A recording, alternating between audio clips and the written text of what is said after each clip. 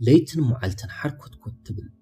نسدرخا كتحجز تسعر إذا مودة ورحي اتجنزب لك كم ما يزعخد خاكب إدخا يوتصل سلمتاهم جلسات بقليلو ناباب تزحمسو نسخا جنب تزنبر خيوت الشخيل خاطر في خازلخا اتملسي أبعدل أبتمرتي وي أبتشرحو زلخا تصنع سرح يخون انزلو اتحق إنيا مستر اتنهيوت خا كم سنسلة أسيرو زحزك كاتقم أبو وشتا مروخا استقبرا ناي جنزب ندفخا وي ماني بلو برينتي أبزا فيديو نتنعود خاز عقد زلو حبو كود كما يجرخا كمتسبرون نتناي مليونيرات التحساسوا كما يجرخا كمتجبطون بحساب كنرينا موزناي جنزب ندفي وي ماني بلو برينت انتاي مالتي صحاف زا مصحفتي هارف ايكر كماين كما خان زنبره سبي كاب زيرو جميرو بعلو مليونير زخونه سبي نسو زرخو حق دما اتي امونغو هبتا من دخان زلو فللي اتي ابنوس امرو ام وي سابكونشيس مايند استصعنا بروجرام مخاني نزي خمز غيرهم حسابو حنقولخا لكع كم ناي جنزب تيرموستاتي اتناتخا تيرموستات اب 20 دغري تعاصين تليو ولا لوتوري تبصحكا ولا نقد تجمرخا امودأتا حنقولخا نابتا زلمدا 20 دغري كملسكاي نعوي خا جنزب اب ايدخا زيصنح تزدنق ነገር ግን ነዚ ቴርሞስታት እዚ ክንቅይሮ ንኽእል ምዃንና እዩ ኣብዛና ኢሎም ሙዓንቲ መደብ ነቲ ናይ ሚልዮነራት ተሓሳስባ ኣብ ክልተ ኸፊልና ክንመሃር ኢና እቲ ቀዳማይ እቲ ናትኻ ቴርሞስታት ስለምንታይ ኣብዚ ዘለዎ ደረጃ ከም ዝተዓፀወ ካብ ምንጩ ክንፈልጥ ኢና ካልኣይ ነቲ ናይ ሚልዮነራት ተሓሳስባ ከመይ ጌርና ኣብ ሓንጎልና ከም ንጽዕኖ ወይ ኢንስቶል ከም ንገብሮ ብግብሪ ክንርኢ ኢና እዚኣተን እየን እተን 17 ናይ ሃብቲ ፋይላት حد فايل بعمقات كنتنتنينا ناي هابت فايل قصر حدا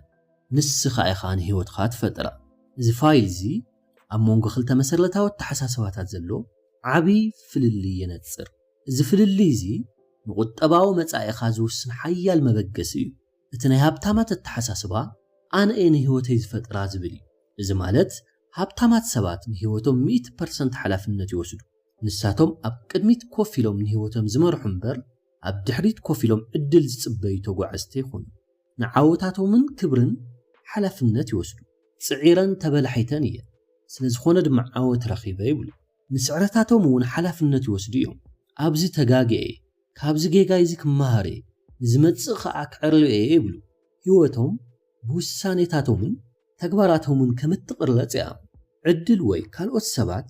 ንህይወቶም ክቆጻጸርዋ ይፈቕዱን እዮም በአንጻሩ ድኻታት ህይወት ዕድልያ ዝብለት ተሓሳስባ ኣለዎ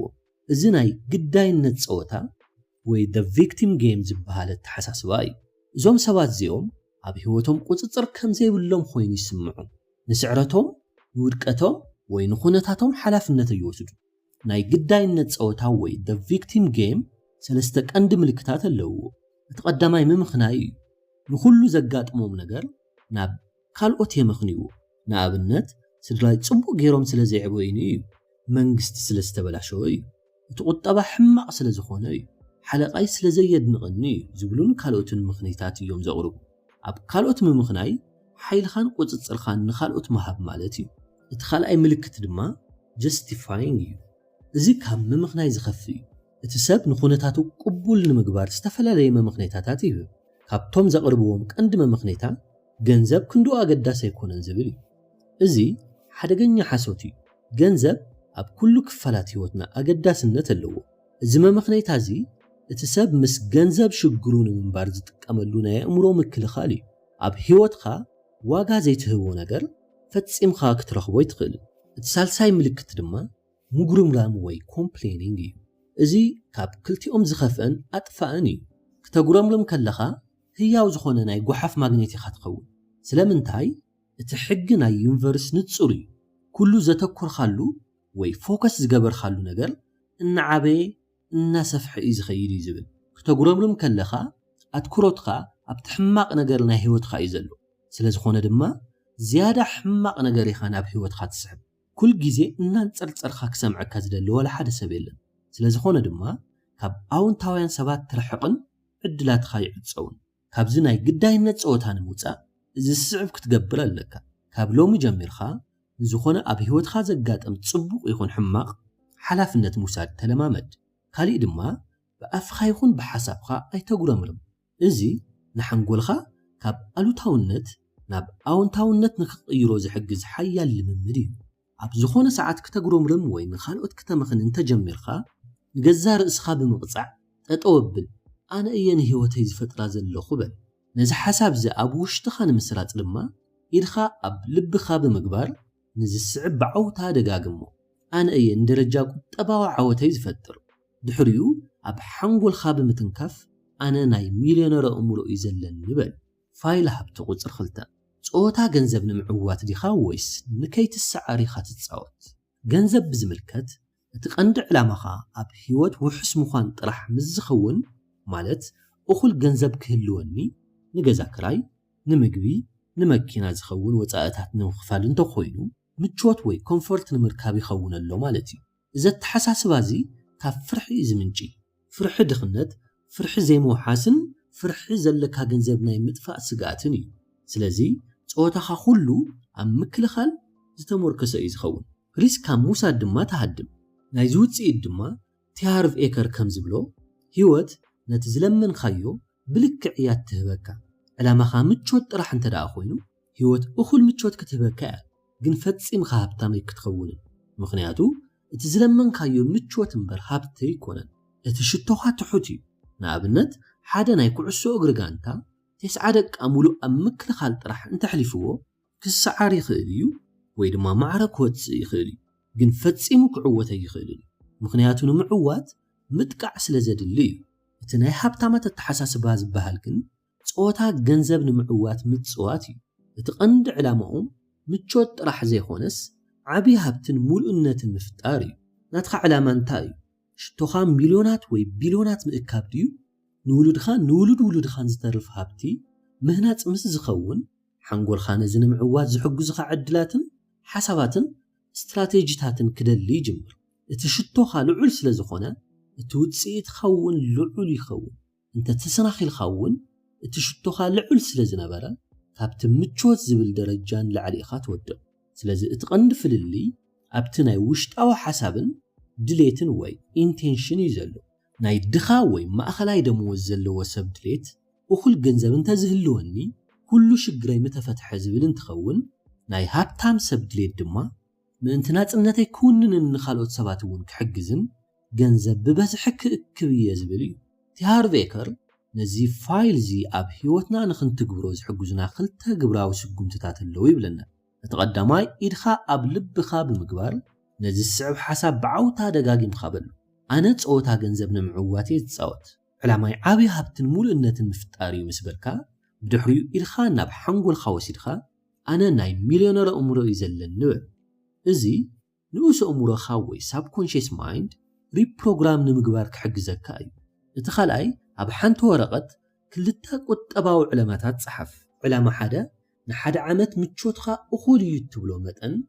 عمتاو آتاو تصحف نابنت 50 وي 100 شح كخون يخيلي كاو نز علامة زي كم زبصح خيو غيرخا حسب علامة قلتا أب حد عمت كتون نوتدل وهلو لهبتي وي نيتورد صحف نابنت 1 مليون كخون يخيلي إذا علامة خلو عل كخون اللو إذا لممدزي التحساسبها كان متشوت ناب هابتن كغير كحجزك أي نتآبا مروخا زلو أنا هابتن أين رلاخبني نازل ناي وشت من دق مفراس نكحجزك دما كم زقبر ناب حدا بلوتن زخبر مبوتاخيد نابنت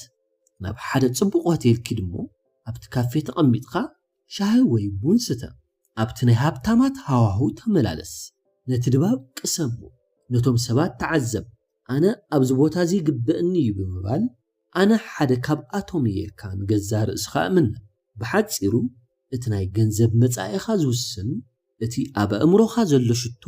شتوخا لعول انتخوينو نخت عوتي خاتتصاوت شتوخا تحوت انتخوينو نكيت السعاري خاتتصاوت فايل هابت قصر 3 هابتامات نمهبتام قريصوم يلعل دخاتات دما هابتام نمخاني مني حدا نجر كغبرو يمبالن انت زخون صبوق نيرو مبالن فللي اللومدو هو ناي سماين مدرن زاكل فللي اللو إذا دما اتأمونغو اتوم اب هيوتهم زعوتون اتوم اب حدا بوتا دو يلوم زترفون زلو مسرلتاو فللي هابتامات سبات نمهبتام مولو بمولو قورلاصات يوم دخاتات سبات جن ሃብታማት ክኾኑ ይደልዩ ወይ ይምነዩ ጥራይ እዮም እቲ ሃቨሬከር መብዛሕትኦም ሰባት ነቲ ዝደልይዎ ዘይረኽቡሉ ምኽንያት ብሓቂ እንታይ ከም ዝደልዩ ስለ ዘይፈልጡ እዩ ይብል ንሱ ንምድላይ ኣብ 3 ደረጃታት ይኸፍሎ ደረጃ 1 ሃብታም ክኸውን ይደሊ ኣለኹ እንተኾነ ግን ብዙሕ ጻዕርን ሓደጋን ዘድልዮ እንተኾይኑ ኣይፋለይን እዚ ልክዕ ከም ሓደ ህፃን ናብ ድኳን ኸይዱ ኩሉ ሽኮር ዝጥዕም ነገር ክወስደሉን ኢሉ ዝሓስቦ እዩ እምበር ሓቀኛ ጻዕሪ ዘይብሉ ድሌት እዩ ደረጃ 2 ምምራጽ እዚ ካብቲ ቀዳማይ ዝሓየለ እዩ ሃብታም ምዃን ከም ሓደ ካብ ብዙሓት መማረጽታት ሓደ ከም ዝኾነ ኢኻ ትሪኦ ዘለኻ እዚ ንጹር ውሳነ እዩ ስለ ዝኾነ ድማ ሓይሊ ኣለዎ ደረጃ 3 ሙሉእ ቆራጽነት እዚ እቲ ዝለዓለን ዝሓየለን ደረጃ እዩ ቆራጽነት ማለት ገዛ ርእስኻ ብዘይ ዝኾነ ዕገታ ምውፋይ ማለት እዩ ዝኾነ ይኹን ዋጋ ክኸፍል ዝኾነ ይኹን ጻዕሪ ክገብር ድልው እየ ምባል እዩ ከም ኣብ መዓልቲ 16 ሰዓት ምስራሕ ውሑድ ድቃስ ካብ ዕሩኽትኻን ፈተውትኻን ንግዚኡ ምርሓቕ ገንዘብኻን ሓይልኻን ኣብ ሓደ ምውፋር የድሊ ይኸውን እቶም ቆሪጾም ዝለዓሉ ሰባት ነዚ ዋጋ እዚ ክኸፍሉ ድልዋት እዮም ኣእምሮኻ ሃብታም ክኸውን ክደልዮን ከለኻ ኣብ ንኡስ ኣእምሮኻ ግን ሃብታማት ሕማቓት እዮም ወይ ገንዘብ ንሰባት የበላሽ እዩ ዝብል እምነት እንተለካ ንዩኒቨርስ ተደባለቐ መልእኽቲ ኢኻ ትሰድድ ዘለኻ እቲ ሓደ ክፋልኻ ሃብቲ ደልየ ይብል እቲ ካልእ ክፋልኻ ድማ ሃብቲ ሕማቕ እዩ ይብል ዓለም ድማ በዚ ትደናገር እያ ሙሉእ ቆራጽነት ማለት ክልቲኦም እምሮኻ ኮንሽስን ሳብ ኮንሽስን ብሓደ መስመር ክኸዱ ኣለዎም ማለት እዩ ኣብ ሙሉእ ቆራጽነት ካልኣይ ውጥን ወይ ፕላን ቢ ዝበሃል ነገር የለን ሓንቲ መንገዲ ጥራይ እያ ዘላ ንሳ ድማ ናይ ዓወት መንገዲ እያ ካብ ጸገም ንምህዳም ዘገልግል ካልእ መውፅእ እንተዳሊኻ እቲ ሓቀኛ ቆራጽነት የብልኻን ማለት እዩ ነዚ ሓሳብ እዚ ናብ ህይወትኻ ንምምጻእ እዞም ዝስዕቡ ስጉምትታት ውሰድ ኢልኻ ኣብ ልብኻ እምቢርኻ ነዚ ዝስዕብ ቃል ብዓውታ ተዛረብ ኣነ ካብ ሎሚ ጀሚረ ሃብታም ንምዃን ብምሉእ ልበይ ቆሪጸ ኣለኹ ድሕሪኡ ኣጻብዕትኻ ኣብ ሓንጎልኻ እምቢርካ ናይ ሚልዮነር እምሮ እዩ ዘለኒ ንበል ቀፂልኻ ሓደ ሓፂር ፓራግራፍ ጽሓፍ ስለምንታይ ሃብታም ክትኸውን ከም እትደሊ ብንጹር ግለጽ እዚ ንዕላማኻ ዓሚቕ ትርጉም ክህቦ እዩ ኣብ ከቢድ ግዜ እውን ከም መበገስ ኮይኑ ከገልግለካ እዩ ንእተኣምኖ ፈታዊኻ ብዛዕባ ቆራጽነትኻ ንገርሎ ኣነ ንዓወተይ ቆሪጸ እየ ንስኻ እውን ከምኡ ክትገብር እምሕፀነካ በሎ እቲ ቀንዲ ሕቶ ሃብታም ክትኸውን ትደሊ ዲኻ ዘይኾነስ ሃብታም ንምዃን ክሳዕ ክንደይ ቆራጽ ኢኻ ዝብል እዩ ምድላይ ጥራሕ እኹል ኣይኮነን ምምራጽ እውን ንበይኑ ኣይሰርሕን ሙሉእ ቆራጽነት ጥራሕ እዩ ነቲ ሓይሊ ናይ ዩኒቨርስ አንቃዕሪሩ ናብ ዓወትኻ ዝመርሐካ ሃብታማዊ ፋይል ቁፅር 4 ዓብይ ኣተሓሳስባን ንእሽቶ ኣተሓሳስባን መጠን እትሓስቦ ሓሳብ ንመጠን እቲ ኣብ ህይወትካ ትረኽቦ ዓወትን ሃብትን ብቐጥታ ይውስኖ እዩ ጽሓፍ እዛ መጽሓፍ ሕጊ እቶት ወይ the law of income ዝብል ኣምር የፋልጠና እዚ ሕጊ እንታይ ይብል ኣብ ዕዳጋ ንስኻ ብትህቦ ዋጋ ወይ ጠቐሜታ መጠን ኢኻ ብቐጥታ ትኽፈል ይብል እዚ ማለት እቶትካ ወይ ኣታዊኻ ኣብ 4 ነገራት ይምርከስ እቲ ቀዳማይ ኣቕርቦት ወይ ሳፕላይ እንትኸውን ኣብ ዕዳጋ ክንደይ እቲ ንስኻ ትህቦ ኣገልግሎት ወይ ፍርያት ኣሎ ዝብል እዩ እቲ ካልኣይ ጠለብ ወይ ዲማንድ እንትኸውን ክንደይ ሰብ ነቲ ንስኻ ትህቦ ነገር ይደልዮ ዝብል ዝገልጸልና እዩ እቲ ሳልሳይ ጽሬት ወይ ኳሊቲ እንትኸውን እዚ እቲ ትህቦ ነገር ክንደይ ጽሬቱ ዝሓለወ እዩ ዝብል እዩ እቲ ራብዓይ ድማ በዝሒ ወይ ኳንቲቲ እዩ ነቲ ፍርያትካ ናብ ክንደይ ሰብ ተባጽሖ ኣለኻ ዝብል ዝገልጸልና እዩ ፋይል ቁፅር 4 እምበር ቀንዲ ተኩርኡ ኣብዛ 4ይቲ ነጥቢ ማለት በዝሒ እያ ዓብይ ምሕሳብ ማለት ነቲ ትህቦ ጠቐሜታ ንብዙሓት ሰባት ከም ዝበጽሕ ምግባር ማለት እዩ ሰባት ስለምንታይ ንእሽተይ ይሓስቡ እቲ ቀዳማይ ፍርሒ እዩ ንውድቀት ስለ ዝፈርሑ ዓብይ ሓሲብካ እንተዘይተዓዊትካ እቲ ስብራት እውን ዓብይ ስለ ዝኸውን ካብኡ ንምህዳም ንእሽቶ ጸወታ ይጻወቱ እቲ ካልኣይ ናይ ዘይብቑዕነት ስምዒት ስለ ዘለዎም ኣነ ከመይ ለየ ነዚ ዓብይ ነገር ክገብሩ ኪላ እኮ ይኾንኩን ዓቕሚ የብለይን ዝብሉ ሓሳባት ይግድብዎም ባዕሎም ንገዛ ርእሶም ብምንኣስ ንኣሽቱ ነገራት ጥራይ ይፍትኑ እቲ ሳልሳይ ናይ ምቾት ዘዋ ወይ ኮምፎርት ዞን ንብሎ እዩ ኣብቲ ዝለመድዎ ንእሽተይ ዓለም ምህላው ይሕጉሶም ዓበይቲ ሓላፍነታት ካብ ምውሳድ እውን ይሃድሙ እቲ ራብዓይ ኩሉ ኣተኩሮኦም ሓሳቦም ኣብ ህይወቶም ንዘለዉ ውሑዳት ሰባት ምግልጋል ወይ ድማ ንነብሰይ ጥራሕ ይኣኽለኒ ኣብ ዝብል እዩ ንኣብነት ሓደ ሰብ ሓንቲ ንእሽተይ ድኳን እንድሕር ደኣ ኸፊቱ ንውሑዳት ዓማዊል ጥራሕ እዩ ዘገልግል ናይዚ ውፅኢቱ ድማ ንውሑዳት ሰባት ስለ ዘገልገለ እቶቱ እውን ውሑድ ይኸውን ንእሽቶ ፀወታ ምስ እትፃወት ውፅኢትኻ ድማ ንእሽቶ ይኸውን ብኣንጻሩ ሃብታማት ዕላምኦም ዓብዪ እዩ ሓሳቦም ንኣሽሓት ወይ ብቢልዮናት ንዝቁፀሩ ሰባት ተበፃሕነት ክህልዎም እዩ ነቲ ዝፈጥርዎ ፍርያት ወይ ኣገልግሎት ብኸመይ ኣብ መላእ ዓለም ከም ዝዝርግሕዎ እዮም ዝሓስቡ ንኣብነት ቢል ጌትስ ኮምፒተር ኣብ ነፍሲ ወከፍ ገዛ ክትኣቱ እዩ ረኣዩ ነይሩ እዚ ዓብይ ሓሳብ እዩ ሃብታማት ንዓብይ ፀወታ ድልዋት እዮም ንዓበይቲ ብድሆታትን ሓላፍነትን ኣይፈርሑን ዓብይ ፀወታ ዓብይ ሽልማት ከም ዘለዎ ይርድኦም እዩ ኣተኩሮም ኣብ ምፍታሕ ፀገማት እዩ ንፀገማት ብዙሓት ሰባት ዝፈትሕ እንታይ ክፈጥር ይኽእል ኢሎም ይሓስቡ ፀገም ብዙሓት ሰባት ምስ እትፈትሕ ብዙሕ ገንዘብ ከም እትረክብ ይፈልጡ እዮም ካልእ ድማ ጽልዋ ወይ ሊቨሬጅ ይጥቀሙ ሓይሎም ወይ ጻዕሮም ብኸመይ ከም ዘዕብይዎ ይፈልጡ እዮም ንኣብነት ንትካሎም ሰራሕተኛታት ምቁፃር ወይ ድማ ፍራንቻይዝ ብምግባር ንዕዮኦም ኣብ ብዙሕ ቦታታት የባዝሕዎ ናይዚ ውፅኢት ድማ ንሚልዮናት ሰባት ስለ ዘገልግሉ እቶቶም ብኡ መጠን ይውስኽ ዓብይ ምሕሳብን ዓብይ ምስራሕን ናብ ዓብይ ሃብቲ እዩ ዝመርሕ ቲሃርቪ ኤከር ሓንቲ ንህይወትካ ትፍትሽ ቀንዲ ሕቶ ይሓትት ንኽንደይ ሰባት ተገልግል ወይ ትጠቅም ኣለኻ እዚ ሕቶ እዚኣ ዓቕምኻን ኣተሓሳስባኻን ንኽትፍትሽ እያ ትሕግዘካ ንሓደ ሰብ ዲኻ ተገልግል ንዓሰርተ ንምእቲ ወይስ ንሚልዮናት መልስኻ ንምንታይ ኣብዚ ሕጂ ዘለኻዮ ቁጠባዊ ደረጃ ከም ዘለኻ ከረድአካ እዩ እዛ መፅሓፍ ሓሳብ ጥራሕ ዘይኮነትስ ተግባር እውን ትደሊ ስለ ዝኾነት ኢድኻ ኣብ ልብኻ ብምንባር ነዚ ዝስዕብ ቃል ብዓውታ ደጋጊምካ ተዛረብ ኣነ ዓብይ እየ ዝሓስብ ንኣሽሓትን ሰባት ክሕግዝ እየ ዝመርፅ በል ንስኻ ብባህሪኻ ትኽእሎ ወይ ዝቐለካ ነገር እንታይ እዩ ናቹራል ታለንትስ እንብሎ ማለት እዩ ነዞም ክእለታት እዚኦም ኣብ ወረቐት ፀሓፎም ነዞም ፀሓፍካዮም ክእለታት ተጠቒምካ ሕጂ ካብ እተገልግለሉ ዘለኻ ብ10 ዕፅፊ ዝበዝሑ ሰባት ብኸመይ ክትሕግዝ ወይ ፀገሞም ክትፈትሐሎም ከም እትኽእል ሓሳባት መንጩ እንተው ሓደ 2 ወይ 3 ስትራቴጂታት ፀሓፍ ንኣብነት ኦንላይን ኮርስ ምሃብ ዩቲዩብ ቻናል መኽፋት መፅሓፍ ምፅሓፍ ወዘተ ክኸውን ይኽእል እዩ ዓለም ንእሽቶ ፀወታት ዝፃወቱ ሰባት ኣይትደልን እያ ፀገማትና ብዙሕ እዩ ነዚ ንምፍታሕ ድማ ኣዕብዮም ዝሓስቡን ዝሰርሑን ሰባት የድልዩና ሃብታም ንምዃን ህይወት ብዙሓት ሰባት ብኣውንታ ክትንክፍ ድልው ኹን ካብ ንእሽቶ ተሓሳስባ ወፂኻ ዓብይ ሕለምን ዓብይ ስራሕን ፋይል ቁፅሪ 5 ሃብታማት ኣብ ዕድላት የተኩሩ ድኻታት ግን ኣብ ዕንቅፋታት እዮም ዘተኩሩ ዝብል እዚ ሓደ ካብቶም ቀንዲ ፍልልያት ኣብ መንጎ ሃብታማትን ድኻታትን እዩ ክልቲኦም ኣብ ሓደ ኩነታት ክኾኑ ይኽእሉ እዮም ነገር ግን እቲ ዝርእይዎ ኣቓልቦ ዝገብሩሉ ነገርን ፍጹም ዝተፈላለየ እዩ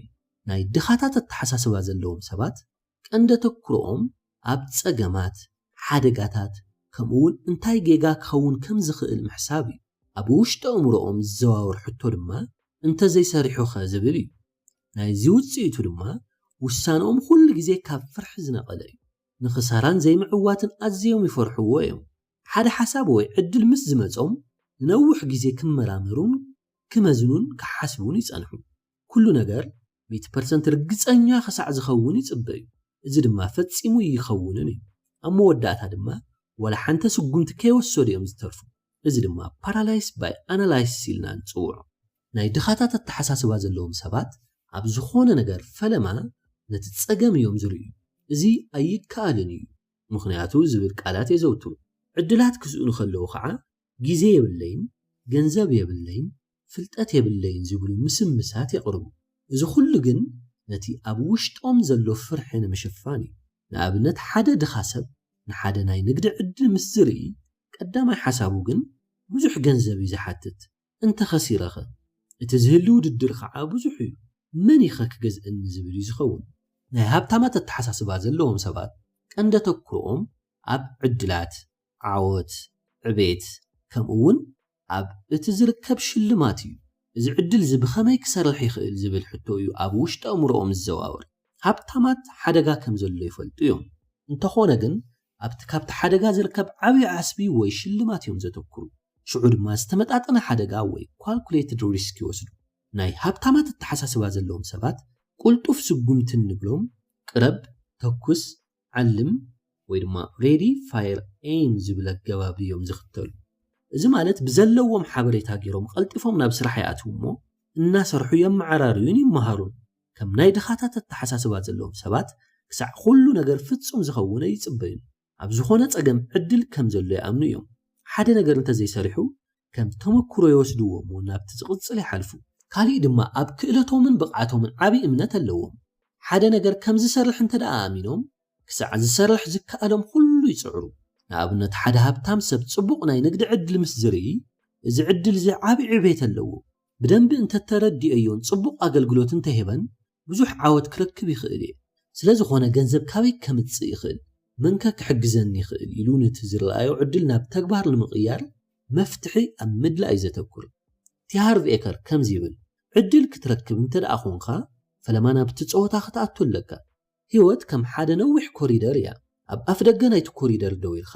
ኩለ ነብኡ ዘለዋ ማዕጾታት ክትርኢ ትኽእልን ኢኻ ፈለማ ናብቲ ኮሪደር ክትኣቱ ኣለካ ምስ ኣተኻ ጥራእየን ሓደስቲ ማዕጾታት ወይ ዕድላት እናተኸፈታ ዝመጻ ድኻታት ኣብቲ ኣፍ ደገ ደው ኢሎም እንታይ ከም ዘሎ ርግጸኛ ክሳዕ ዘይኮንኩ ኣይኣቱን እየ እዮም ዝብሉ ሃብታማት ግን ናብቲ ኮሪደር ይኣትው እሞ ነታ ዝረኣይዋ ቀዳመይቲ ማዕጾ ይኸፍትዋ ነዚ ኣተሓሳስባ ናይ ሃብታማት ኣብ ህይወትኻ ንምትግባር እዞም ስዕቡ ስጉምትታት ውሰድ ኢድኻ ኣብ ልብኻ እምበር እሞ ነዚ ዝስዕብ ዓው ኢልኻ ደጋግሞ ኣነ ኣብ ክንዲ ዕንቅፋታት ኣብ ዕድላት እየ ዘተኩር እዳሎ እጅምር እናስራሕኹ ድማ ይመዓራረ በል ክትጅምሮ እናሓሰብካዮ ዝጸናሕካ ፕሮጀክት ወይ ሓሳብ እንተልይካ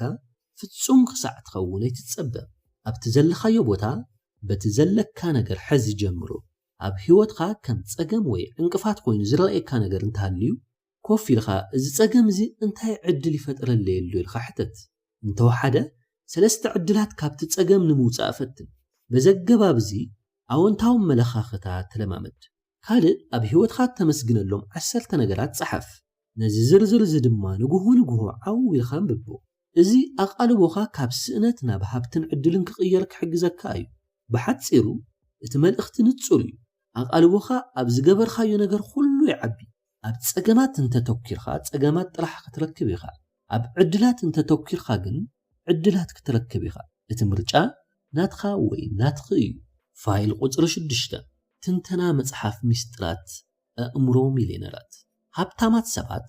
ንኻልኦት ሃብታማትን ዕውታትን ሰባት የድንቕዎም እዮም ብኣንጻሩ ድኻታት ሰባት ንሃብታማትን ዕውታትን ሰባት ይነቕፍዎምን ይቐንኡሎምን እዮም እዚ ሓደ ካብቶም ኣዝዮም ሓያላት ፍልልያት እዩ ንኣተሓሳስባኻን ንገንዘባዊ መጻኢኻን ብዓብዩ ክጸሉ ይኽእል እዩ ብዙሓት ሰባት ሃብታማት ሰባት ክርእዩ ከለዉ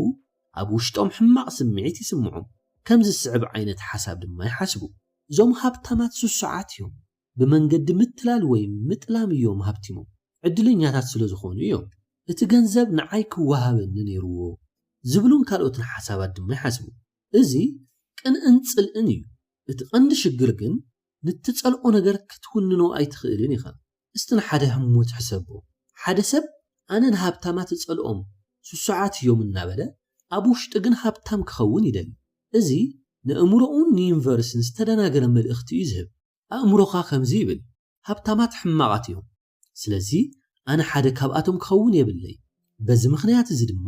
ንስኻ ባዕልኻ ኢኻ ነቲ ናብ ሃብቲ ዘብጽሕ መንገዲ ተዓጽዎ ዘለኻ እንተደኣ ንሃብቲ ብሕማቕ ዓይኒ ርኢኻዮ ንሱ ናባኻ ኣይመጽእን እዩ ንስኻ ንሓደ ሰብ እናጸላእኻ ከምኡ ክትኸውን ክደሊ ትኽእልን ኢኻ እቲ ጽልኢ ከም መከላኸሊ ማግኔት ኮይኑ ንገንዘብ ካባኻ እዩ ዘርሕቆ ሃብታማት ሰባት ብኣንጻሩ ካልኦት ዕውት ወይ ሃብታም ሰብ ክርእዩ ከለዉ ይሕጎሱን የድንቕዎምን እዮም ከም ዝስዕብ ዓይነት ሓሳብ ድማ ይሓስቡ ዋው እዚ ሰብ እዚ ብሓቂ ብልሕለዉ እንታይ ዓይነት ሓሳብ ይምጽኡ ከመይ ገይሩ እዩ ነዚ ነገር በፂሕዎ ንሱ እንተኽኢልዎ ኣነ እውን እኽእሎ እየ እዚ ዘደንቕ ስምዒት ተወሳኺ ሓይልን መተባብዕን እዩ ዝህቦ ንዕውታት ሰባት ከዓ ከም መምህራንን መወከስታትን ገይሮም ይርእይዎም ካብኣቶም ክመሃሩ ይፍትኑ ንዕውት ሰብ ኣብ ክንዲ ዝነቕፍዎ እንታይ ካብዚ ሰብ እዚ ክመሃር ዝኽእል ኢሎም ይሓስቡ ነቲ ትደልዮ ነገር መርልቆ ዝብል ናይ ቀደም ፍልስፍና ኣሎ ብከምዚ ከዓ ይሰርሕ ሓደ ሰብ ንስኻ ትደልዮ ነገር እንተሃልይዎ ንኣብነት ጽቡቕ ገዛ ጽቡቕቲ መኪና ክትህልዎ እንተርኢኻ ኣብ ክንዲ ትቐንእ ነቲ ሰብን ነቲ ዘለዎ ነገር መርልቆ ዋው እዚ ገዛ ክጽብቕ ነቲ ዋንኡን ነቲ ገዝኡን ኣምላኽ ይባርኮም በል ከምዚ ብምባልኻ نأمروخان نينفرسن أنا ون كم زع عينتي فوتية إذا تصبغ نجاريو زبل أون تاو ملأختي أخذ سدد إذا أون تاو حيلي وي بوستيف إنرجي دما تمساسل نجارنا بخاك سحب الخايب نزت حساس بازي أب هيوت خاك توعلون ترى أدريخا زوم سعو تجبرات فتسم إدخا أب لب خان بيلخا زي سعب بعوتها دقاقي مخابل نهاب تامات سبات يد نقومي نهاب تامات سبات أمر القومي نهاب تامات سبات يفكرومي أنا ون حدا كبأتهم كخون يبل فايل هبتو قطر شوعته هاب تامات سبات مس أون تاون عوتات سبات يزامدو دخاتات سبات مس ألو تاون زي عوتاون سبات يزامدو إذا فايل زي تتقربو السب أبتا حساس باخن أبناي جنزب هيوت خان كسع خندي عبيد سلوا خمزل لو يزولح التحساس بها تامات زلوهم سبات كم زيهم زحسبو نعوتات سبات كم موكسن متبابعن غيره وسدوم كاباتهم امهار نساتهم كقبرو وانتخيلهم أنا ون كقبرو خئلي لهم يحسبو التحساس بها دخاتات زلوهم كا نعوتات سبات بترد أرن بقنئي بنقفيتا يريوهم الدلنياتات سلزخون يوم كابو خعا جنزب نسبات يقيروم يزبل كالاتي تقامو كم تقنفع كابسب نابسب زم حلالف التحساسبان منفسن وانتلاقابي مسألو تاو سبات كل جزي زمارورون زنصر صرون زي كالي زولون جزيخا مستحلف تحيلو من التحساسبو من ناباخا يمصيو بدحريو نسخاون كم كتحسبيخا تجمر تسفاخا يصلمت حيل خاون يدكم بانصارو مس اون تاون عوتاتن سبات زعبا عدلات ززاربو نقدمي زتمتو نخالوت زتبابعون جزي مستحلف تحيلو من تكاتهم ونون ناباخا يسرط نسخاون عبيت حسابات كتحسب أب جزه رأسخا كتتأمامن كم كتخون دما كدف الليخا تجمر هابتامات نعوتات سبات كم آبنت وي موديلي تكملو كتبت من تدليخا تزغلل من قدي هابتامات سبات كم زحاسبون كم زسرحو مصنعن تقباراو مقبارني نساتهم انتا عينت نقدي سرحو نجنزبهم كما يوافرو جيزيهم بخما يتكملو انتا عينت التحساسوا اللوم نزوم حتوتات زيهم بمملاس أسرهم كتسعب تخيليخا إذا مالت نختعوات زخلكا ندفي وي بلو برينت رخيب خالخا مالتي نزا حساب زين ممراح حدا تصبق أبنات نرى مس نسرتات كتنفر انتداريخا مس داكية محمباسا قوارц نسرتات نعوتاتن نقدميت زت اموتو عبيت رأز اللهم سباتو كلو نساتهم أبلع عليهم زنفو داكية خعا نتوم آلو تاوين كل جزي قواق النابلو زمارو نسابات يوكلو نساتهم أمريت خوينهم يمزحمسو مس داكية جزي خامس تطفئ كم قواق كتب المبر ناب السماي كتنفر أي حق زخانيهم جن إذا مالت سي عبوي وين نبسفتاو خون مالدي بفتسو ما يخونن نسابات أيتن عقوم جنا نتحساس بخان منفس خان حلوه إذا قداي ناي عبيت مبر ناي تعبيت يكونن نبيت سبخا وي نعرختخا كتفكرهم تخيليخا قلنا آلو تاو التحساسبهم كتقبلوا يبلخن أب كندو نسات ناب تحتكو قوت تخات تفقدلهم نسخا نعوهم بأبنت خان ناب لعلن ختسحبهم فتن انت زي تغيرهم قن بسوهم التحلفو جيزي كتقدوا لك مخنياتون عبيت خاك قدام النت كتب سلازلكاي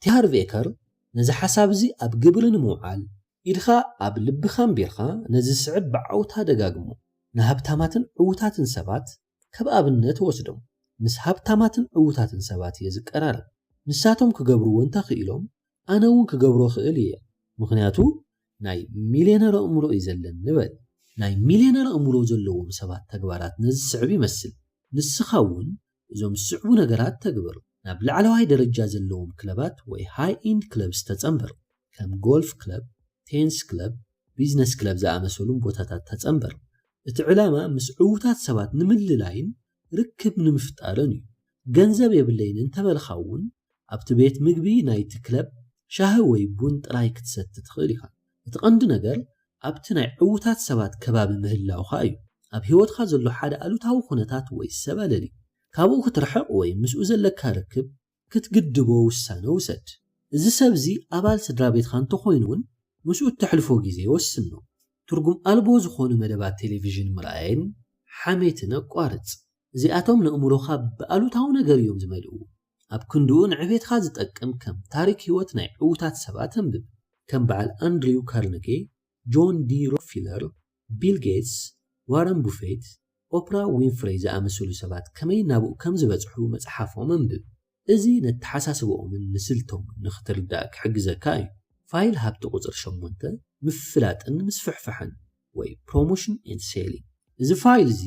ኣብቲ ብዙሓት ሰባት ዝሽገሩሉ ወይ በኣሉታ ዝርእይዎ ዛዕባ ማለት ምፍላጥ ወይ ምስፍሕፋሕ ዘተኩር እዩ ሃብታማት ንገዛ ርእሶምን ነቲ ዘለዎም ዋጋን ክእለት ፍርያት ኣገልግሎት ንኻልኦት ከፋልጡን ክእውጁን ፈቃደኛታትን ድልዋትን እዮም ድኻታት ንመሸጣን ምልዓዓልን በኣሉታዊ ዓይኒ ይርእይዎም ንርእስኻ ምውዳስ ወይ ምፍላጥ ከም ነውሪ ወይ ከም ዘይግባእ ነገር ገይሮም ይቆጽርዎ ስለምንታይ ሃብታማት ንርእሶም ከፋልጡ ፈቃደኛታት ኮይኖም ምክንያቱ ሃብታማት ኣብቲ ዘቕርብዎ ፍርያት ኣገልግሎት ወይ ክእለት 100% እምነት ስለ ዘለዎም እዩ ንሰባት ብሓቂ ከም ዝሕግዝን ዋጋ ከም ዝውስኸሎምን ስለ ዝኣምኑ ብዛዕባኡ ንኻልኦት ክነግሩ ምንም ዓይነት ሕፍረት ወይ ፍርሒ ይስምዖም ምፍላጥ ከም ምሕጋዝ ገይሮም ይርእዩ ንስኻ ሓደ ፍቱን መድሓኒት ንዝተወሰነ ሕማም እንተዝህልወካ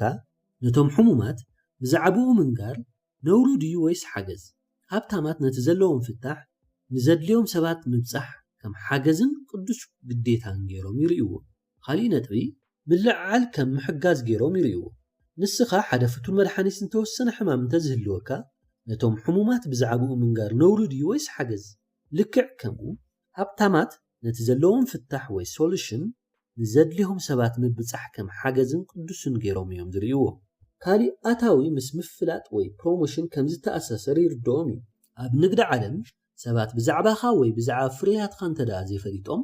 ካባኻ ክዕድጉ ወይ ክጥቀሙ ይኽእሉን እዮም ስለዚ ገንዘብ ንምርካብ ፍርያትካ ንሰባት ክተፋልጥ ከለኻ እቶም ዝበለጹ ፕሮሞተርስ መብዛሕትኡ ግዜ ዝለዓለ ኣታዊ ዘለዎም ሰባት እዮም ኩሎም ዓበይቲ መራሕቲ ወይ ሊደርስ እውን እዮም ዓበይቲ ፕሮሞተራት እውን እዮም ንራእዮምን ንሓሳቦምን ንፕሮጀክታቶምን ንሰዓብቶምን ብህያው ስምዒት ንከእምንዎምን ከስማዓምዕዎምን ይኽእሉ መራሒ ክትኸውን ተደኣ ደሊኻ ሰባት ክስዕቡኻ ክትገብር ኣለካ እዚ ድማ ብምልዓዓልን ብምእማንን እዩ ዝመጽእ ስለምንታይ ድኻታት ብዛዕባ ምልዓዓልን መሸጣን ኣሉታዊ ስምዒት ዘለዎም ምናልባት እቲ ኣብ ህይወቶም ብዘይግባእ መንገዲ ነገራት ክሸጠሎም ዝፈተነ ሰባት ኣጋጢምዎም ክኾኑ ይኽእሉ እዮም እዚ ድማ ሸያጢ ወይ ፕሮሞተር ማለት ጨቕጫቂ ወይ ሓሳዊ እዩ ዝብል ስእሊ ኣብ ኣእምሮኦም ይፈጥር እቲ ካልእ ቀንዲ ምኽንያት ድማ ኣተዓባቢኦም ክኸውን ይኽእል እዩ ብዙሓት ሰባት ልክዕ ከም ካልኦት ኹን ብዛዕባ ዓወትካ ብዙሕ ኣይትዛረብ ዝብሉ መልእኽትታት እናሰምዑ እዮም ዝዓብዩ እዚ ድማ ንገዛ ርእስኻ ምውዳስ ከም ነውሪ ክርእይዎ ይገብሮም ሓደ ሰባት ድማ እምቢ ናይ ምቕባልን ፍርሒ ስለ ዘለዎም ሰባት ንዝብልዎ እምቢ እንተይለምዎም ከም ውልቃዊ ውድቀት ይስምዖም እዚ ስምዒት ዝከየጋጥም ድማ ካብ መጀመሪኡ ንነገራት ከፋልጡ ኣይፍትኑን ካብ ኩሉ እቲ ዝበኣሰ ምኽንያት ኣብ ርእሶም ዘይምእማኖም እዩ እዚ ድማ እቲ ዝዓበየን መሰረታውን ምኽንያት እዩ ሰባት ኣብቲ ናቶም ፍርያት ወይ ክእለት 100% ስለ ዘይኣምኑ ኣብቲ ትሸጦ ነገር ሙሉእ ብምሉእ እንተደኣ ዘይኣሚንካ ንኻልኦት ክትእምኖም ክትፍትን ከለኻ ከም መታለሊ ወይ ሓሳዊ እዩ ዝስምዐካ ስለዚ ካብዚ ሕማቕ ስምዒት ንምህዳም ምፍላጥን መሸጣን ሙሉእ ብምሉእ ይጸልይዎ ሃርቪ ኤከር ኣብዚ ፋይል ሓደ ወሳኒ ሕጊ የቕምጥ ነቲ ዘለካ ነገር ፍርያት ኣገልግሎት ወይ ክእለት ክኸውን ይኽእል ንሰባት ብሓቂ ክሕግዝ ከም ዝኽእል እንተደኣ ኣሚንካሉ ብዛዕባኡ ንዝያዳ ሰባት ምፍላጥ ቅዱስ ሓላፍነትካ እዩ ከምኡ እንተዘይጌርካ ነቶም ክትሕግዞም እትኽእል ሰባት ትጠልሞም ኣለኻ ማለት እዩ ነዚ ኣሉታዊ ተሓሳስባ ንምቕያር ከም ሃብታማት ክትሓስብን እዞም ዝስዕቡ ስጉምታት ክትወስድን ይግባእ ነቲ ሕጂ ዘለኻሉ ፍርያት ወይ ኣገልግሎት ካብ 1 ዝኸፍአ ክሳዕ 10 ዝበለጸ ደረጃ ሃቦ ውጽኢትካ 7 8 ወይ 9 እንተኾይኑ ነቲ ፍርያትካ ወይ ኣገልግሎትካ ዋግኡ ንላዕሊ ናብ 10 ንኽድይብ ኣመሓይሾ ውጽኢትካ 6 ወይ ትሕትኡ እንተኾይኑ ነዚ ፍርያት ወይ ኣገልግሎት ምሻጥ ኣቋሪጽካ ኣብቲ ብሓቂ ተኣምነሉ ነገር ተኩር ውጽኢትካ 10 እንተኾይኑ ነዚ ዋጋ እዚ ንዝያዳ ሰባት ክተፋልጦ ሕጂ ግዴታኻ እዩ ብዛዕባ ዕዳጋ ወይ ማርኬቲንግ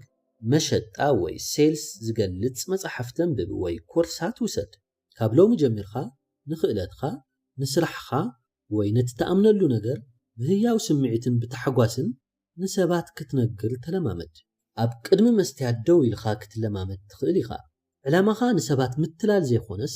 نتبلب تأمن واقع نمقلات سمخوانو كي ترسع مفلات وي بروموشن حما نجار يكونن كواداء اتزلكا واقع نابتهم زد لهم سبات التبصحلو دلدلي مجمرة أبو واقع خأمن دحريق دمانا زواقع زنا عالم كتفالتو أي تفرح إزي ناي حق أنيا مليون للتحساس واي فايل هبتو غزرت شعدت هبتامات كاب شجراتهم يعبيو دخاتات كاب شجراتهم ينقسو إزي حدا كابتم كأند مسرلتها ونتبتات نايزا مصحفيو إتي مستر ناي هبتي شجرات مدفاء وي كاب أتوم هدام يكونن يقداس نسخاب على كاب زخونة يكون شجرن لعلك تعب مخال خايو التحساس وا دخاتاتن ما أخلي دربن إزوم سبات زيوم شجر كقات مو مخلو كم زي السعب يوم زقبرو تقدماي يمارون they complain أي سلام أي كل جزينا عيد راي شجر زقات مني لوم يمارون خال أي يهدمو شجرات كقات مو مخلو كابون مهدام وي كم زي اللي جيروم المحلاف يفتنو سالساي ينقسو شجر كم عبي عن كف جيروم سلازريوو التشجر كاب عقمهم لعل كم زخونه خوين يسمعهم رابعاي أب تشجر يتكرو مبزحتو جزيئو من حيلو من نتشجر أب محسابن أم مجناقن يطفئو ومبر أب مفتح أيدهون نايز مخنياتن تأيو مخنياتو نسوم أب هيوتهم نزمت ستساقم نمبداه زخئلهم عقمن عرسة أمان النتن يبلومن شجر كمتسن خلو كم مودات عالم جيروم يمزريوو هابتامات جن فتشم تتقرار التحساسوا يزلو قداماي يقطمو شجر كقطمهم خلو بتبعات يقطمو كم حدا بدهم بر كم مودات غيرهم يريون خالأي اب فتح يتكرو اشي شجر له حجي كم يغير يكفتحو يلوم بؤون اب فتح يسغرو حيلوم اتكرو من اب تفتحيو سالساي كم قطامي غيرهم يريو هابتامات شجر نكعبيون نكمهارون زحشسب نكخونون زخلو مقطامي غيرهم يمزريو رابعاي منفسه تواقعينت صحف ذا مصحف تي هارف ايكر هابتامات منفساوያን ተዋጋእቲ እዮም ይብል ተዋጋኣይ ማለት ዝኾነ ይኹን ነገር ደው ከብሎ ዘይኽእል ሰብ ማለት እዩ ሽግር ይኹን ካሊ ዝመፀ ይምፃ ይዋግእዎ እዮም ንኣብነት ንባዕልኻ ከም ሓደ ዕትሮ ጌርካ ሕሰብ ሃብትኻ ድማ እቲ ኣብ ውሽጢ ዕትሮ ዘሎ ማይ እዩ ንእሽቶ ዕትሮ ንእሽቶ ማይ ጥራሕ እዩ ክሕዝ ዝኽእል ዓብይ ዕትሮ ግን ብዙሕ ማይ ክሕዝ ይኽእል ልክዕ ከም ዕትሮ ሃብትኻ ክዓቢ ዝኽእል እውን ክሳብ ትንስኻ ክትዓብዮ ትኽእል ጥራሕ እዩ ብዙሓት ሰባት ብዙሕ ገንዘብ ይዝደሊ ይብሉ ግን ንሶም ባዕሎም ነቲ ገንዘብ ሒዞም ከይዶም ከመሓድርዎ ዝኽእሉ ዓብይ ዕትሮ ይኮኑን ሽግራት ነቲ ዕትሮኻ ንክዓቢ ዝገብሩ ብድሆታት እዮም ንሽግራት ክትፈትሕ ከለኻ ንስኻ ትዓቢ ትመሃር ትጥጥዕ ብድሕሪኡ እቲ ዕትሮኻ ይዓቢ ሽዑን ዝያዳ ሃብትን ዓወትን ድልው ትኾነለኻ ማለት እዩ ስለዚ መጠን እቲ መዓልታዊ ዘጋጥመካ ሽግር ዘይኾነ ዘገድስስ መጠን ናትኻ እዩ ትቁም ነገር እዚ ሓሳብ እዚ ኣብ ኣእምሮኻ ንኽሰርጽ እዞም ዝስዕቡ ክልተ ነገራት ክትግብር ኣለካ መጀመርያ ኢድኻ ኣብ ልብኻ ኣንቢርካ ከምዚ ዝስዕብ ዓው ኢልካ ተዛረብ ኣነ ካብ ዝኾነ ይኹን ሽግር ኣዓቢ ዝኾነ ይኹን ሽግር ክዋፅኦ እኽእል እየ በል ብድሕሪኡ ኣጻብዕትኻ ናብ ሓንጎልካ እናጠቆምካ ከም ዝበል ኣነ ናይ ሚልዮነር ተሓሳስባ እዩ ዘለኒ በል እዚ መግለፂ እዚ ንግሆን ምሸትን እንተደኣ ደጋጊምካዮ እቲ ንኡስ ኣእምሮኻ ወይ ሳብኮንሽስ ማይንድ ነዚ ሓቂ እዚ ክቕበሉ እዩ ዝጅምር ሽግርኻ ንምፍታሕ ዝሕግዙኻ ተግባራዊ ስጉምትታት ሕጂ ዘጋጠመካ ዘሎ ሓደ ዓብይ ሽግር ኣብ ወረቐት ፀሓፉ ድሕሪኡ ነዚ ሽግር እዚ ንምፍታሕ ወይ ንምምሕያሽ ክትወስዶ ምትኽእል 10 ሕድሕድ ስጉምትታት ዘርዚርካ ፀሓፍ ብድሕሪኡ እዚ ተግባር እዚ ንኣኩሮኻ ካብቲ ሽግር ናብ ትፍታሕ ከም ዝሰጋገር እዩ ዝገብሩ ኣብ ሽግር ዘተኩር ካብ ምዃን ናብ ኣብ ፍታሕ ዘተኩር ኢኻ ትቕየር ብተወሳኺ እቲ ሽግር ክሳዕ ክንደይ ፍታሕ ከም ዘለዎ ኢኻ ተስተውዕል ዓወት ማለት ሽግር ዘይብላ ህይወት ምንባር ማለት ዘይኾነስ ዓወት ማለት ንስኻ ባዕልኻ ካብ ዝኾነ ይኹን ሽግር ንላዕሊ ዓብይ ምዃንካ ምእማን እዩ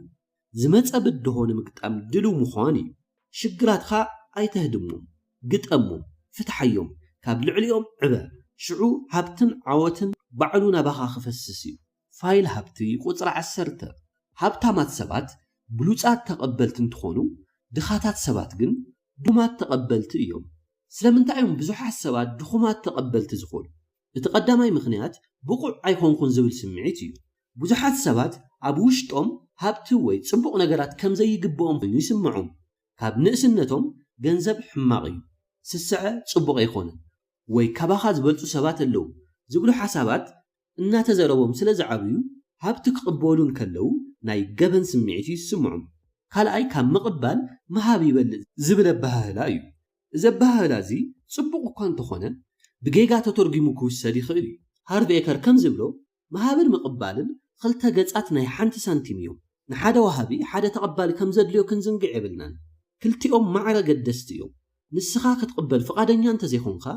ነቶም ክህቡኻ ዝደልዩ ሰባት ዕድል ኢኻ ትኸልኦም ዘለኻ ሳልሳይ ንዩኒቨርስ ዝለኣኽ መልእኽቲ እዩ ሓደ ሰብ ውዳሰ ወይ ህያብ ክህበካ እንከሎ ኣይግድን ወይ ዋጋ የብሉን ኢልኻ ምስ እትምልስ ንዩኒቨርስ ወይ ንፈጣሪኻ ኣነ በረከት የደልን እየ ዝብል ምልክት ኢኻ ትሰድድ ዘለኻ ማለት እዩ ዩኒቨርስ ከዓ እሺ በረከት ስለ ዘየድልየካ ካልእ ግዜ ኣይሰደልኻን እየ ክብል ይኽእል እዩ ብኣንጻሩ ዝመፀካ ጽቡቕ ነገር ብታሕጓስ ምስ እትቕበሎ ተወሳኺ ስለደለይ ከም ምባል እዩ ዝቑፀር ሃብታማት ሰባት ብቑዓት ምዃኖም ይኣምኑ ጽቡቕ ነገር ከም ዝግብኦም ይፈልጡ ዝኾነ ውዳሰ ህያብ ወይ ገንዘብ ብኽፉት ልብን ብምስጋናን ይቕበሉ የቐንየለይ ክብሉ ኣይሓፍሩን ነብሶም ከም ናይ ገንዘብ ማግኔት ገይሮም ስለ ዝርእይዋ ዝመጾም ገንዘብ ብዘየገድስ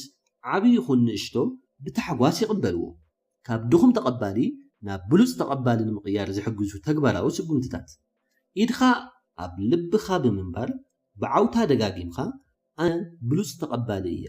ኣብ ህይወተይ ብዙሕን ዓብይን ገንዘብ ንምቕባል ክፉትን ድልውን እየ በል ካብ ሎሚ ጀሚርካ ዝኾነ ሰብ ውዳሰ እንትሂብካ ንኣብነት ክዳንካ ክጽብቕ ወይ በሊሕ ኢኻ እንተይሉካ መልስኻ የቐንየለይ ጥራሕ ይኹን ነቲ ውዳሰ ክተጉድሎ ወይ እዚ እኮ ሓድሽ ኣይኮነን ዓይነት መልሲ ኣይትሃብ ብምሉእ ልቢ ተቐበሎ ዝረኸብካዮ ገንዘብ ብታሕጓስ ተቐበል ኣብ መንገድኻ ገንዘብ እንተረኺብካ ወላ ሓንቲ ሳንቲም ትኹን ከም ዓብይ ህያብ ጌርካ ብታሕጓስ ተልዕላ ንነፍስኻ ኣነ ናይ ገንዘብ ማግኔት እየ የቐንየለይ ኢልካ ንኣምላኽኻ መስግን እዚ ንእምሮኻ ገንዘብ ናባይ ይሰሓበሎ ዝብል መልእኽቲ እዩ ዝህቦ ንነብስኻ ወርሒ ወርሒ ክትሐጉሳን ክቡር ስምዒት ክስምዓን ዝኽእል ነገር ግበረላ ንኣብነት ማሳጅ ክትገብር ኣብ ጽቡቕ ቤት ምግቢ ክትበልዕ ወይ ንነፍስኻ ዘሐጉስ ህያብ ክትዕድግ ትኽእል ኢኻ እዚ ተግባር እዚ ነቲ ኣነ ብቑዕ እየ ጽቡቕ ነገር ይግብእኒ እዩ ዝብል ስምዒት ኣብ ኣእምሮኻ የዕብዮ እዩ ምቕባል ክእለት እዩ ሃብቲ ክትስሕብ እንተደኣ ኾንካ ንዝመጽእ በረከት ክፉት ልቢ ክህልወካ ኣለዎ ብሉፅ ተቐባሊ ምዃን ስስዐ ዘይኾነስ ነቲ ናይ ሃብቲ ዑደት ወይ ፍሎው ኦፍ ዌልዝ ንኽቕጽል ዘኽእል ኣገዳሲ ክፋል እዩ ብሉፅ ወሃቢ ንምዃን መጀመርያ ብሉፅ ተቐባሊ ክትኸውን ኣለካ ፋይል ሃብቲ ቁፅሪ 11 ሃብታማት ብውፅኢት ክኽፈሉ ይመርፁ ድኻታት ግን ብግዚኦም ክኽፈሉ ይመርፁ እዚ ነጥብ እዚ ኣብ መንጎት ውሕስ ዝበሃል ኣታውን እቲ ናይ ሓቂ ሃብቲ ዝፈጥር ኣታውን ዘሎ ዓብዪ ፍልልይ ዘብርህልና ኣተሓሳስባ ድኻታትን ማእኸላይ ደርብን ከም ዝስዕብ እዩ ንሰዓት ወይ ንወርሒ እዚ ዝኣክል ገንዘብ ክረክብ እየ ዝብል እዩ እዚ ማለት ንጊዜኻ ብቀጥታ ብገንዘብ ትሸይጥ ኣለኻ ማለት እዩ ንኣብነት ሰዓታዊ ደመወዝ 20 ኣብ ሰዓት ወይ ወርሓዊ ቀዋሚ ደመወዝ 3000 ኣብ ወርሒ ስለምንታይ እዮም ድኻታትን ማእኸላይ ደርብን ነዚ ኣተሓሳስባ ዝመርፁ እቲ ቀንዲ ምኽንያት ውሕስነት እዩ ኣብ መወዳእታ ሰሙን ወርሒ ክንደይ ገንዘብ ከም እትእክብ ብልክዕ ትፈልጥ ኢኻ እዚ ቅሳነትን ድሕንነትን ዝህብ ይመስል እቲ ስግኣት ትሑት እዩ እንተዘይተዓዊተኸ ወይ እኹል ውፅኢት እንተዘየምፅአኸ ዝብል ፍርሒ ስለ ዘለዎም ኣብቲ ርጉፅን ቀዋምን ዝመስል ኣታዊ ይምርኮሱ እቲ ዝኸፍአ ነገር ናይ ኣገባብ ገደብ ዘለዎ ኣታዊ ወይ ሊሚትድ ኢንካም እዩ ንኣታዊኻ ፀግዒ ትገብረሉ ስለ ዘለኻ ኣብ መዓልቲ 24 ሰዓት ጥራሕ እየን ዘለዋ ዋላ ብሉፅ ሰራሕተኛ ኹን ክትሰርሖ ትኽእል ሰዓታት ወሰን ኣለዎ ስለዚ ክትረኽቦ ትኽእል ገንዘብ እውን ወሰን ኣለዎ ብኸምዚ ኣገባብ ሓቀኛ ሃብቲ ምህናፅ ዳርጋ ዘይከኣል እዩ እቲ ሓቀኛ ናይ ሃብታማት ኣተሓሳስባ ግን ክኽፈል ዝግበአኒ ብመሰረት እቲ ዘምፀኽዎ ውፅኢት እዩ ዝብል እዩ እዚ ማለት ኣታዊኦም ብቐጥታ ምስቲ ዝፈጥርዎ ዋጋ ወይ ውፅኢት እዩ ዝተኣሳሰር ሃብታማት ስለምንታይ እዮም ነዚ ኣተሓሳስባ ዝመርፁ ምኽንያቱ ኣብዚ ፀጊዕ የለን ሓደ ሰብ ብበለፀ ውፅኢት እንተምፅኡ ብኡ መጠን ኣታዊኡ ይውስኽ ንኽእለቶምን ዓቕሞምን ስለ ዝኣምኑ ኣብ ገዛ ርእሶም ውርርድ ይገብሩ ካሊእ ኣብ ክንዲ ካልእ ሰብ ወይ ሓለቓ ንኣታዊኦም ዝውስነሎም ንሳቶም ብውፅኢቶም ገይሮም ንኣታዊኦም ይቆጻጸርዎም ኣብነት ኣገባብ ምኽፋል ብውፅኢት ብፍላይ ኣብ መሸጣ ብመሰረት መጠን መሸጣኻ ኢኻ ትኽፈል ካልኣይ ብጽሒት ትርፊ ወይ ፕሮፊት ሼሪንግ ካብቲ ሓደ ትካል ዘምጽኦ ትርፊ ንስኻ ድርሻኻ ትወስድ ኣለኻ ማለት እዩ ሳልሳይ ውልቃዊ ንግዲ ወይ owning a business ኩሉ እቲ ትርፊ ናታትኻ እዩ እቲ ሓደጋ ዓብይ እዩ ግን ዓስቡ እውን ከምኡ ዓብይ ራብዓይ ሮያሊቲስ መጽሓፍ ምስ ጻፍኻ ወይ ደርፊ ምስ ሰራሕኻ ወይ ፈጠራ ምስ ፈጠርኻ ኣብ ትሸጠሉ እዋን እትረኽቦ ገንዘብ ማለት እዩ ሃርቪ ኤከር ውሕስ ደመወዝ ዝበሃል ነገር የለን ይብል ስራሕኻ ኣብ ዝኾነ እዋን ክትስእኖ ትኽእል ኢኻ እቲ ሓቀኛ ውሕስነት እትመጽእ ኣብ ገዛ ርእስኻን ኣብቲ ውፅኢት ከተምጽእ ዘለካ ዓቕምን ካብ ምእማን እያ ብፍጹም ንኣታዊኻ ጸግዒ ትግበረሉ ናብ ሃብቲ ዝወስድ መንገዲ ካብቲ ብግዜ ዝኽፈል እተሓሳስባ ወፂኻ ናብቲ ብውፅኢት ዝኸፍል እተሓሳስባ ምእታዊ እዩ ቀዋሚ ደመወዝ ዘለካ ሰራሕተኛ እንትኾንካ ናብ ሓለቓኻ ኸይድ እሞ ከመይ ኣገባብ ብዘይ እቲ ቀዋሚ ደመወዝኻ ብውፅኢትኻ ተወሳኺ ክትኽፈሎ ከም እትኽእል ሓሳብ ኣቕርብ ንኣብነት ትካልኻ ብዓብዩ ክረብሕ ዝገብር ውፅኢት እንተምፂኻ ቦነስ ወይ ብጽሒት ትርፊ ክወሃበካ ሕተት እዚ እንተዘይተኻኢሉ ናይ ገዛእ ርእስኻ ጎናዊ ንግዲ ፓርት ታይም ቢዝነስ ጀምር ናይ ገዛእ ርእስኻ ንግዲ እንተለካ ንሰራሕተኛታትኻ ብውፅኢቶም ዝምዘን ናይ ክፍሊት ኣገባብ ፍጠረሎም እዚ ንዓቶም የነቃቅሖም እዩ ንዓኻ ድማ ትርፍኻ ይዕብየልካ እዩ ስራሕ ዘይብልካ ወይ ስራሕ ትደሊ እንተኾንካ ብቐጥታ ብውፅኢት ኮሚሽን ብብጽሒት ትርፊ ዝኽፈል ስራሕ ድለ ወይ ፍጠር ወይ ድማ ናይ ገዛእ ርእስኻ ንግዲ ጀምር ካብቲ ውሕስ ዝመስል ናብቲ ሃብቲ ዝፈጥር ዝግበር ለውጢ ንብዙሓት ሰባት ኣስጋእ እኳ እንተኾነ ናብ ሓቀኛ ፋይናንሳዊ ነፃነት ፋይናንሻል ፍሪደም ንምብጻሕ ግን ወሳኒ ስጉምቲ እዩ ኣብ ክእለትኻን ዓቕምኻን እመን ፋይል ኣብቲ ቁፅሪ 12 ሃብታማት ሰባት ክልቲኡ ኢሎም ይሓስቡ ድኻታት ሰባት ግን ወይዚ ወይቲ ኢሎም ይሓስቡ ኣተሓሳስባ ወይዚ ወይቲ the either or mindset ናይ ድኽነት ኣተሓሳስባ እዩ እዚ ኣተሓሳስባ እዚ ኣብ ዓለም ዘሎ ነገራት ኩሉ ድሩትን ውሱንን ምዃኑ ካብ ዝብል እምነት ዝብገስ እዩ ልክዕ እዚ ዓለም ንኹልና ተኣክለ ይኾነትን ዝብል ሓሳብ እዩ በዚ ኣተሓሳስባ እዚ ዝመላለስ ሰብ ህይወት ብመስዋዕቲ ዝመልአት ከም ዝኾነት ገይሩ ይኣምን ክልተ ጽቡቕ ነገራት ብሓንሳብ ክህሊ ከም ዘይኽእል ገይሩ ድማ ይሓስብ ኣብነታት ናይ ወይ እዚ ወይ እቲ ኣተሓሳስባ ሃብታም ክኸውን እየ ወይ ድማ ጽቡቕን መንፈሳውን ሰብ ክኸውን እየ ወይ ገንዘብ ክህልወኒ እዩ ወይ ድማ ሓጎስ ክህልወኒ እዩ ወይ ዕዉት ስራሕ ክህልወኒ እዩ ወይ ድማ ምስ ስድራ ቤተይ ግዜ ክሕልፍ እየ ወይ ብዙሕ ገንዘብ ክሰርሕ እየ ወይ ድማ ዝፈትዎ ስራሕ ክሰርሕ እየ እዚ ኣተሓሳስባ እዚ ንኽእለትኻን ንህልውናኽን ገደብ ይገብረሉ ወትሩ ኣብ ምርጫ ስለ ዘእትወካ ብዙሕ ጽቡቕ ነገራት ከም እትስእን ይገብረካ ኣብ ክንዲ ከመይ ገይረ ክልቲኡ ክረክብ ይኽእል ኢልካ ትሓስብ ሓዲኡ ክመርፀልኒ ኢልካ ትድምድም ሃብታማት ሰባት ኣብ ዓለም ሓደ ነገር ምርካብካ ካልእ ነገር ክተጥፍአለካ ወይ ክትስእነለካ ማለት ከም ዘይኾነ ይርድኦም እዩ ኣብ ክንዲ ኣብ መንጎ ካብ ክልተ ሓደ ነገር ክልቲኦም ጽቡቕ ነገራት ይመርፁ ከመይ ገይረ ክልቲኡ ክረክብ ይኽእል ኢሎም ድማ ንነብሶም ይሓቱ እዚ ሕቶ እዚ ንኣእምሮኦም ናብ ፈጠራን ምህዞን ይመርሖ ኣብነታት ናይ ክልቲኡ ኣተሓሳስባ ከመይ ገይረ እየ ዕዉት ስራሕ ከምኡውን ምስ ስድራ ቤተይ ጽቡቕ ዝኾነ ርክብ ክህልወኒ ዝኽእል ኣነ ብዙሕ ገንዘብ ዝረኽበሉ ከምኡውን ዝፈትዎ ስራሕ ዝሰርሐሉ መንገዲ ክረክብ እየ ክልቲኡ ይከኣል እዩ ኣነ ሃብታም ከምኡውን ርህሩህን መንፈሳውን ሰብ ክኸውን እየ ገንዘብ ንኻልኦት ንምሕጋዝ እውን ክጥቀመሉ እየ ኣነ ገንዘብ ከምኡውን ሓጎስ ክልቲኡ ክህልወኒ እዩ እዚ ኣተሓሳስባ እዚ ንህይወት ብሰፊሑ ክትሪኣ ይገብረካ ንሽግራት ከም ዕድል ጌርካ ትርኢ ኣብ ክንዲ ገደባት ትፈጥር መፍትሕታት ትደሊ ሰብ ይገብረካ እዚ ድማ ናብ ዝለዓለ ዓወትን ምልኣትን ይመርሐካ እቲ ሃርቪ ኤከር ኩሉ ግዜ ተግባራዊ ዝኾነ ስጉምትታት ክንወስድ ዝምሕፀነና ኣብ መዓልታዊ ህይወትካ ወይዚ ወይ እቲ ዝብል ሓሳብ ክመፀካ ለስተውዕል ንኣብነት ሎሚ ናብ ጂም ክኸይድ ወይስ ክዕርፍ ኣብ ክንዲ ትብል ከመይ ገይረ ሓፂር ግን ድማ ውፅኢታዊ ዝኾነ ስፖርት ሰሪሐ ክዕርፍ ይኽእል ኢልካ ሕተት ዝኾነ ይኹን ምርጫ ክገጥመካ ከሎ ብፍላጥ ንነብስኻ ከመይ ገይረ ክልቲኡ ክረክብ ይኽእል ኢልካ ሕተት እዚ ሕቶ ዝንበይኑ ንእምሮኻ ካብ ድኽነት ናብ ሃብቲ ኣተሓሳስባ ይቕይሮ እዩ እዚ መትከል እዚ ንገንዘብ ጥራይ ኣይኮነን ኣብ ርክባትኻ ጥዕናኻ ስራሕኻ ኣብ ኩሉ ነገር ተግብሮ ጽቡቕ ዝኾነ ዕርኽቲ ከም እውን ንነፍሰይ ዝኸውን ግዜ ክልቲኡ ክህልወኒ ይኽእል እዩ ንነፍስኻ እትነግሮ ሓያል ቃል ኣዳሉ ኢድኻ ኣብ ልብኻ እምበር እዚ ስዕብ ብዓውታ ደጋግም ኣነ ኩሉ ግዜ ክልቲኡ እየ ዝሓስብ ኣነ ኣብ ዓለም ንምልኣት እየ ዝነብር ዕውት ስራሕን ጽቡቕ ርክብን ስድራ ቤት ክህልወኒ እዩ ገንዘብን ሓጎስን ክልቲኡ ኣለኒ ምኽንያቱ ኣእምሮይ ናይ ሚልዮነር ኣተሓሳስባ እዩ ዘለዎ ኣብ መንጎ ድኻታትን ሃብታማትን ዘሎ ፍልሊ ሃብታማት ኣብ ኩሉ ነገር ዕድላት ከም ዘሎ ገይሮም ስለ ዝሓስቡ እዩ ስለዚ ወይዚ ወይቲ ዝብል ገደብ ካብ ኣእምሮኻ ውፂኻ ክልቲኡ ዝብል ሰፊሕ ኣተሓሳስባ ክትውንን ጀምር ፋይል ሃብቲ ቁፅሪ 13 ሃብታማት ሰባት ኣብ ጽሩይ ዋጋ ሃብቶም ወይ ኔትወርዝ የድህቡ ድኻታትን ማእኸላይ ደርብን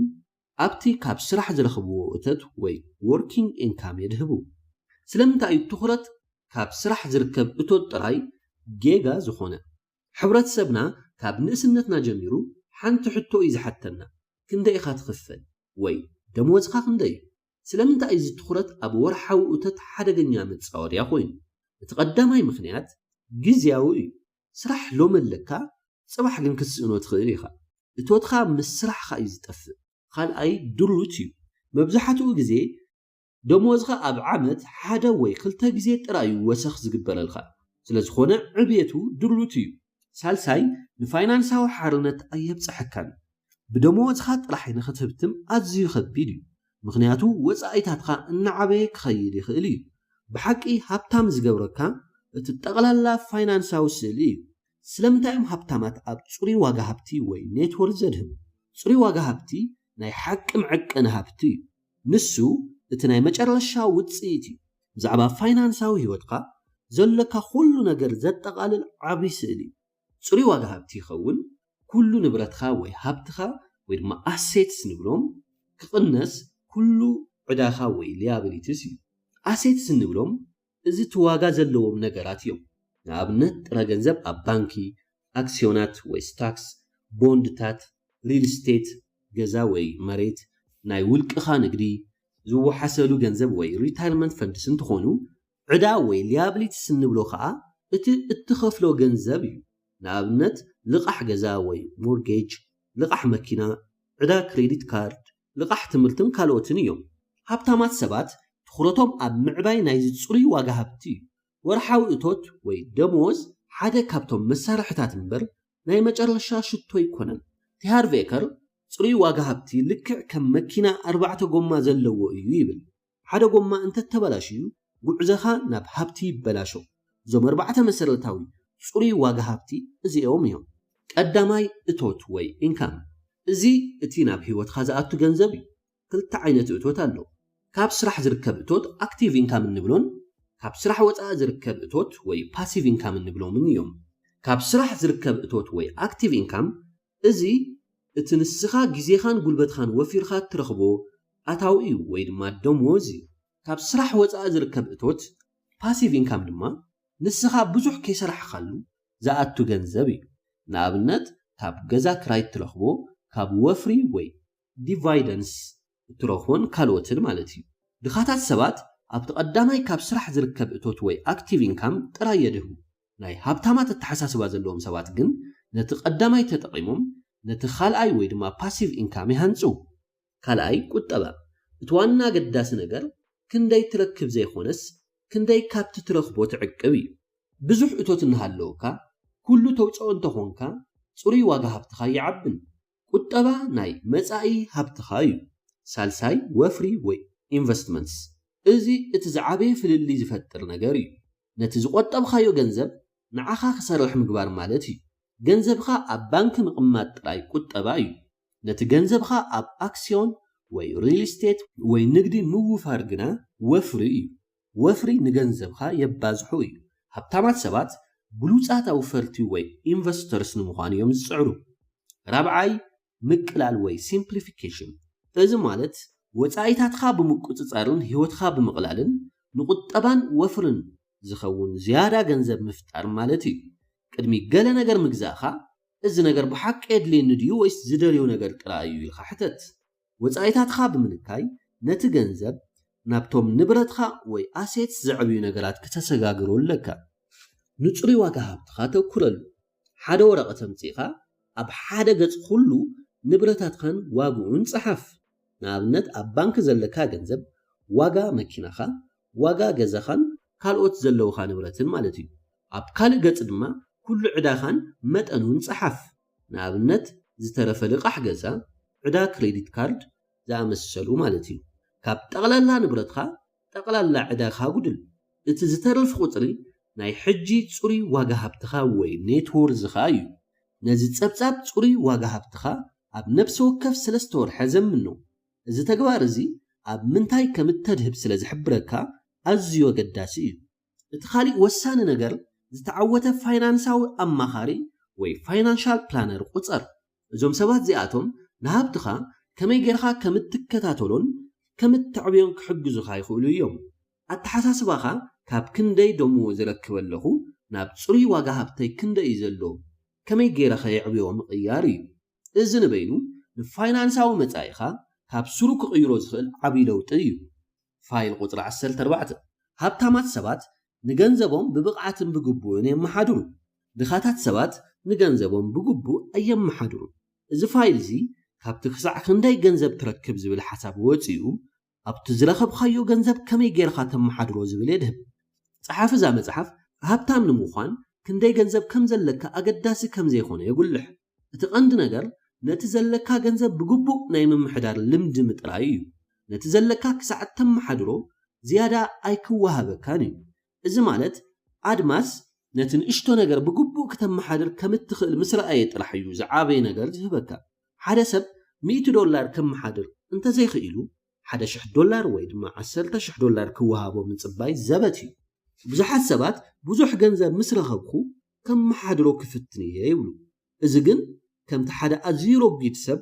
20 ኪሎ ምስ ቀነስኩ ስፖርት ክሰርሕን ጥዕናዊ ምግቢ ክምገብን ክፍትን እየ ከም ምባል እዩ እቲ መስርሕ ብኣንጻሩ ይሰርሕ ንስኻ ንገንዘብካ ከተመሓድር ምስ ጀመርካ እዩ ገንዘብካ ክብ ክብል ዝጅምር ስለዚ እቲ ልምዲ ካብ መጠን ይዓቢ ሎሚ ዋላ $1 እውን ትኹን ከተመሓድር ክትጅምር ኣለካ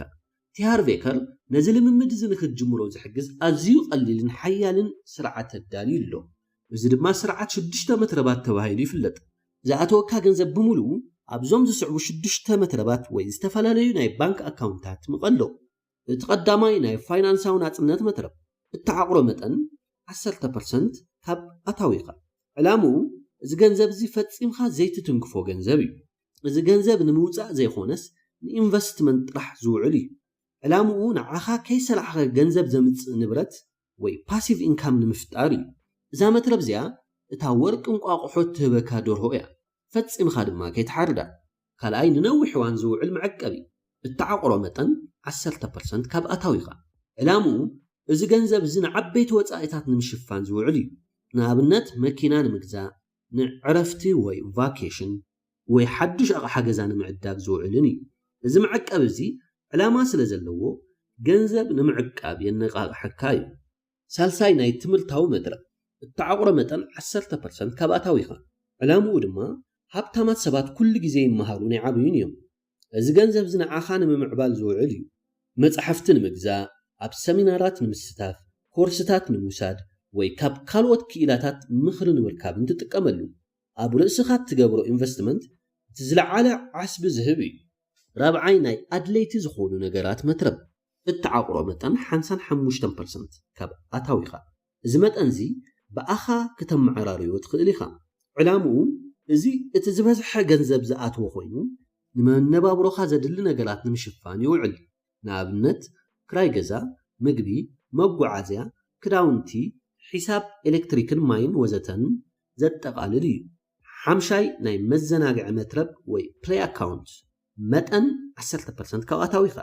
ዕላምኡ እዚ ኣዝዩ ኣገዳሲ ክፍሊ እዩ እዚ ገንዘብ እዚ ኣብ ነፍሲ ወከፍ ወርሒ ክትውድኦ ኣለካ ዕላምኡ ንገዛእ ርእስኻ ንምሕጓስን ንምዝንጋዕን እዩ ናብ ጽቡቕ ሬስቶራንት ኪድ ማሳጅ ግበር ወይ ዝኾነ ዘሐጉሰካ ነገር ግበር እዚ ገንዘብ እዚ ምስ ሓጎስ ከተተኣሳስሮን ካብቲ ጽኑዕ ናይ ምዕቃብ ልምዲ ንከይትስልክ የድሕነካ ሻድሻይ ናይ ልግሲ መትረብ ወይ ጊቭ ኣካውንት መጠን 5% ካባታው ኢኻ ዕላምኡ እዚ ገንዘብ እዚ ንኻልኦት ንምሕጋዝን ንምሃብን ዝውዕል እዩ ንቤተ ክርስቲያን ንትካላት ገበርቲ ሰናይ ወይ ንዝተጸገመ ሰብ ክትህቦ ትኽእል ኢኻ ገንዘብ ብበዝሒ ናባኻ ከም ዝውሕዝ ይገብር እቲ ትዘርኦ ኢኻ ተዓጽድ ዝብል መትከል ኣብዚ ይሰርሕ እዩ ናብ ባንክ ኸይድኻ 6 ዝተፈላለዩ ኣካውንት ክፈት ገንዘብኻ መቃቕሎ ዝኾነ ይኹን ገንዘብ ኣብ ኢድኻ ምስ ኣተወ ደሞዝ ህያብ ወይ ዝረኸብካዮ ገንዘብ ብኡ ንብኡ ብዝተጠቐሰ ሚእታዊ መዲብኻ ኣብ ነፍሲ ወከፍ መትረበ እትዎ ንዚ ድማ ሎሚ ጀምሮ ብዙሕ ገንዘብ ክሳዕ ዝህልወካ ይትጸበእ ሎሚ $1 እውን እንተኾነ ጀምር እቲ ቀንዲ ነገር ነቲ ልምዲ ምህናጽ እዩ ንኣብነት $10 እንተረኺብካ ኣብ ናይ ፋይናንሳዊ ናጽነት $1 ተቐምጥ ኣብ ናይ ነዊሕ እዋን $1 ተቐምጥ ኣብ ናይ ትምህርቲ $1 ተቐምጥ ኣብ ናይ ኣድለይቲ ነገራት 550 ተቐምጥ ኣብ ናይ መዘናግዒ $1 ተቐምጥ ኣብ ናይ ልግሲ ወይ ጊቭ ኣካውንት ድማ 50 ሳንቲም ተእቱ ነዚ መትከል እዚ ኣብ ኣእምሮኻ ንምስራጽ ነዞም ስዕቡ ቃላት ብዓውታ ደጋግሞ ኢድኻ ኣብ ልብኻ እምቢርኻ ኣነ ብሉፅ ኣመሓዳሪ ገንዘብ እየ ካብኡ ኣጻብዕትኻ ናብ ሓንጎልኻ ኣንኪኢኻ ኣነ ናይ ሚልዮነር ኣእምሮ እዩ ዘለኒ ንበል እዚ ፋይል እዚ ህይወትካ ዝቕይር ሓይሊ ኣለዎ ካብ ንድፊ ሓሳብ ወፂኻ ናብ ተግባር እንተሰጊርካ ንስኻ ጎይታ ገንዘብካ ክትኸውን ኢኻ እምበር ገንዘብካ ጎይታኻ ኣይክኸውንን እዩ ናይ ሃብቲ ፋይል ቁፅሪ 15 ሃብታማት ሰባት ገንዘቦም ንኣቶም ብትግሃት ከም ዝሰርሕ ይገብሩ ድኻታት ሰባት ንገንዘብ ኢሎም ብትግሃት ይሰርሑ እዚ ፋይል እዚ ኣብ መንጎ ንጡፍ ኣታዊ ኣክቲቭ ኢንካምን ዘይንጡፍ ኣታዊ ፓሲቭ ኢንካምን ዘሎ መሰረታዊ ፍልልይ ይዘብርለ ድኻታትን ማእኸላይ ደርብን ቀንደ ተኩሮም ኣብ ንጡፍ ኣታዊ እዩ ማለት ሰዓቶም ሸይጦም ገንዘብ ይረኽቡ ኣብ ሓደ ስራሕ ወይ ንግዲ ተዋፊሮም ንዝሰርሕዎ ሰዓታት ወይ ንዝገብርዎ ጻዕሪ ደሞዝ ወይ ኣታዊ ይቕበሉ እቲ ጸገም ንሳቶም ብምኽንያት ሕማም ዕረፍቲ ወይ ስራሕ ምስኣን እንተደኣ ስራሕ ኣቋሪጾም እቲ ኣታዊ እውን ይቋረጽ እዩ ህይወቶም ሙሉእ ኣብ ዝሰርሕኻ ምብላዕ ዝብል ዑደት ተሓፂራ እያ ትነብር ሃብታማት እውን ኣብ መጀመርታ ብትግሃት ይሰርሑ እዮም ግን ዕላምኦም ፍልይ ዝበለ እዩ ዕላምኦም ንህይወት ዘመን ክሰርሑ ዘይኾነስ ገንዘቦም ንኣቶም ከም ሰራሕተኛ ኮይኑ ብቐጻሊ ገንዘብ ከምጽኣሎም ዝኽእል ስርዓት ወይ ሲስተም ምህናጽ እዩ እዚ ድማ ዘይንጡፍ ኣታዊ ወይ ፓሲቭ ኢንካም ይበሃል ንትረኽቦ ነፍሲ ወከፍ ዶላር ከም ወታደር እዩ ዕላማ ናይዚ ወታደር ወይ ገንዘብ ናብ ውግእ ወይ ድማ ኢንቨስትመንት ወፂኡ ዝያዳ እሱራት ወይ ትርፊ ወይ ካልእ ገንዘብ ሒዙ ምምላስ እዩ እቶም ሓደስቲ እሱራት ወይ እቲ ዝተረኸበ ትርፊ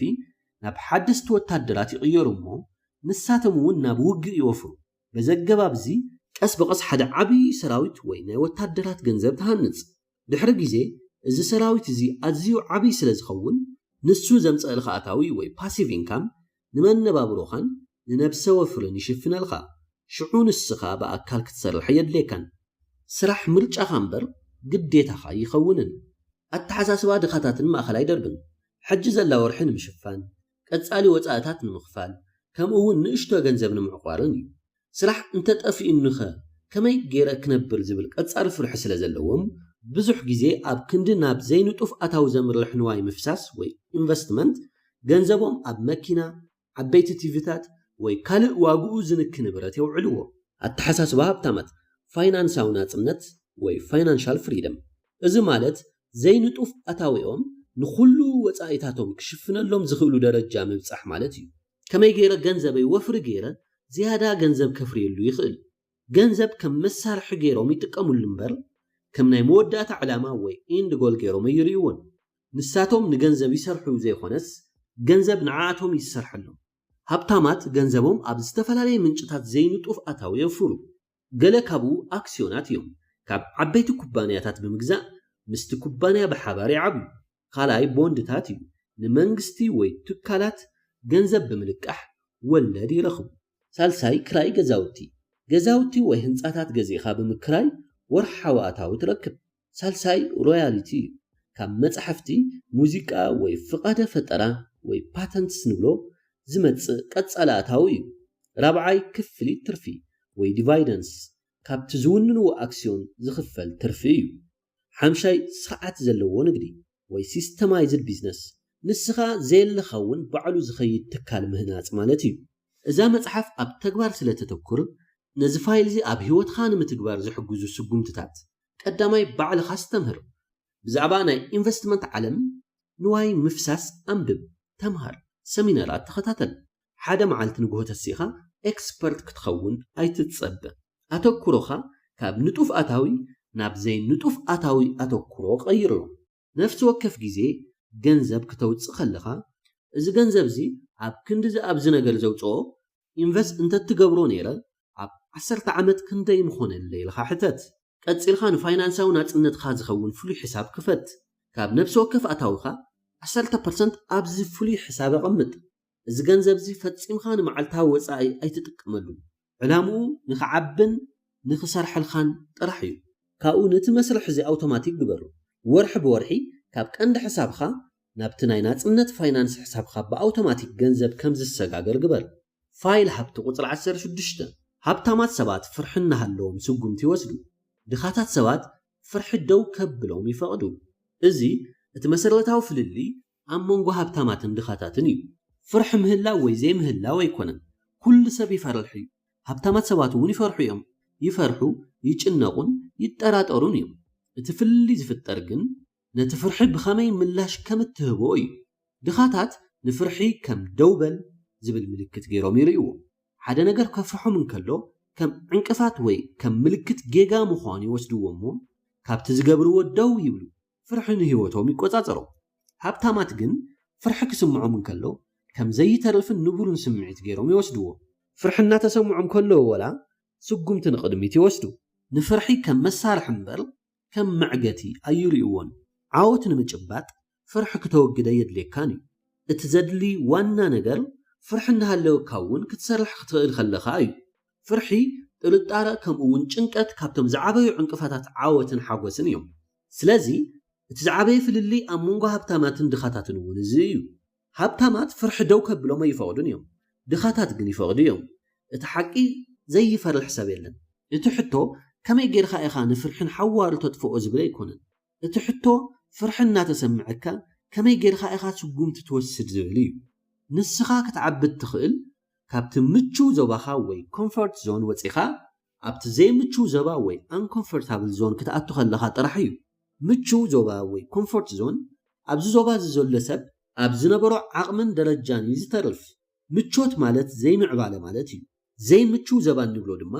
ኣብዚ ዞባ እዚ ፍርሒ ሓድሽ ነገር ሓደጋ ወይ ሪስክ ኣሎ ግን ዕቤት ዘለውን ኣብዚ ዞባ እዚ እዩ መጠን ናይቲ ምቹው ዞባኻ ወይ ኮምፎርት ዞን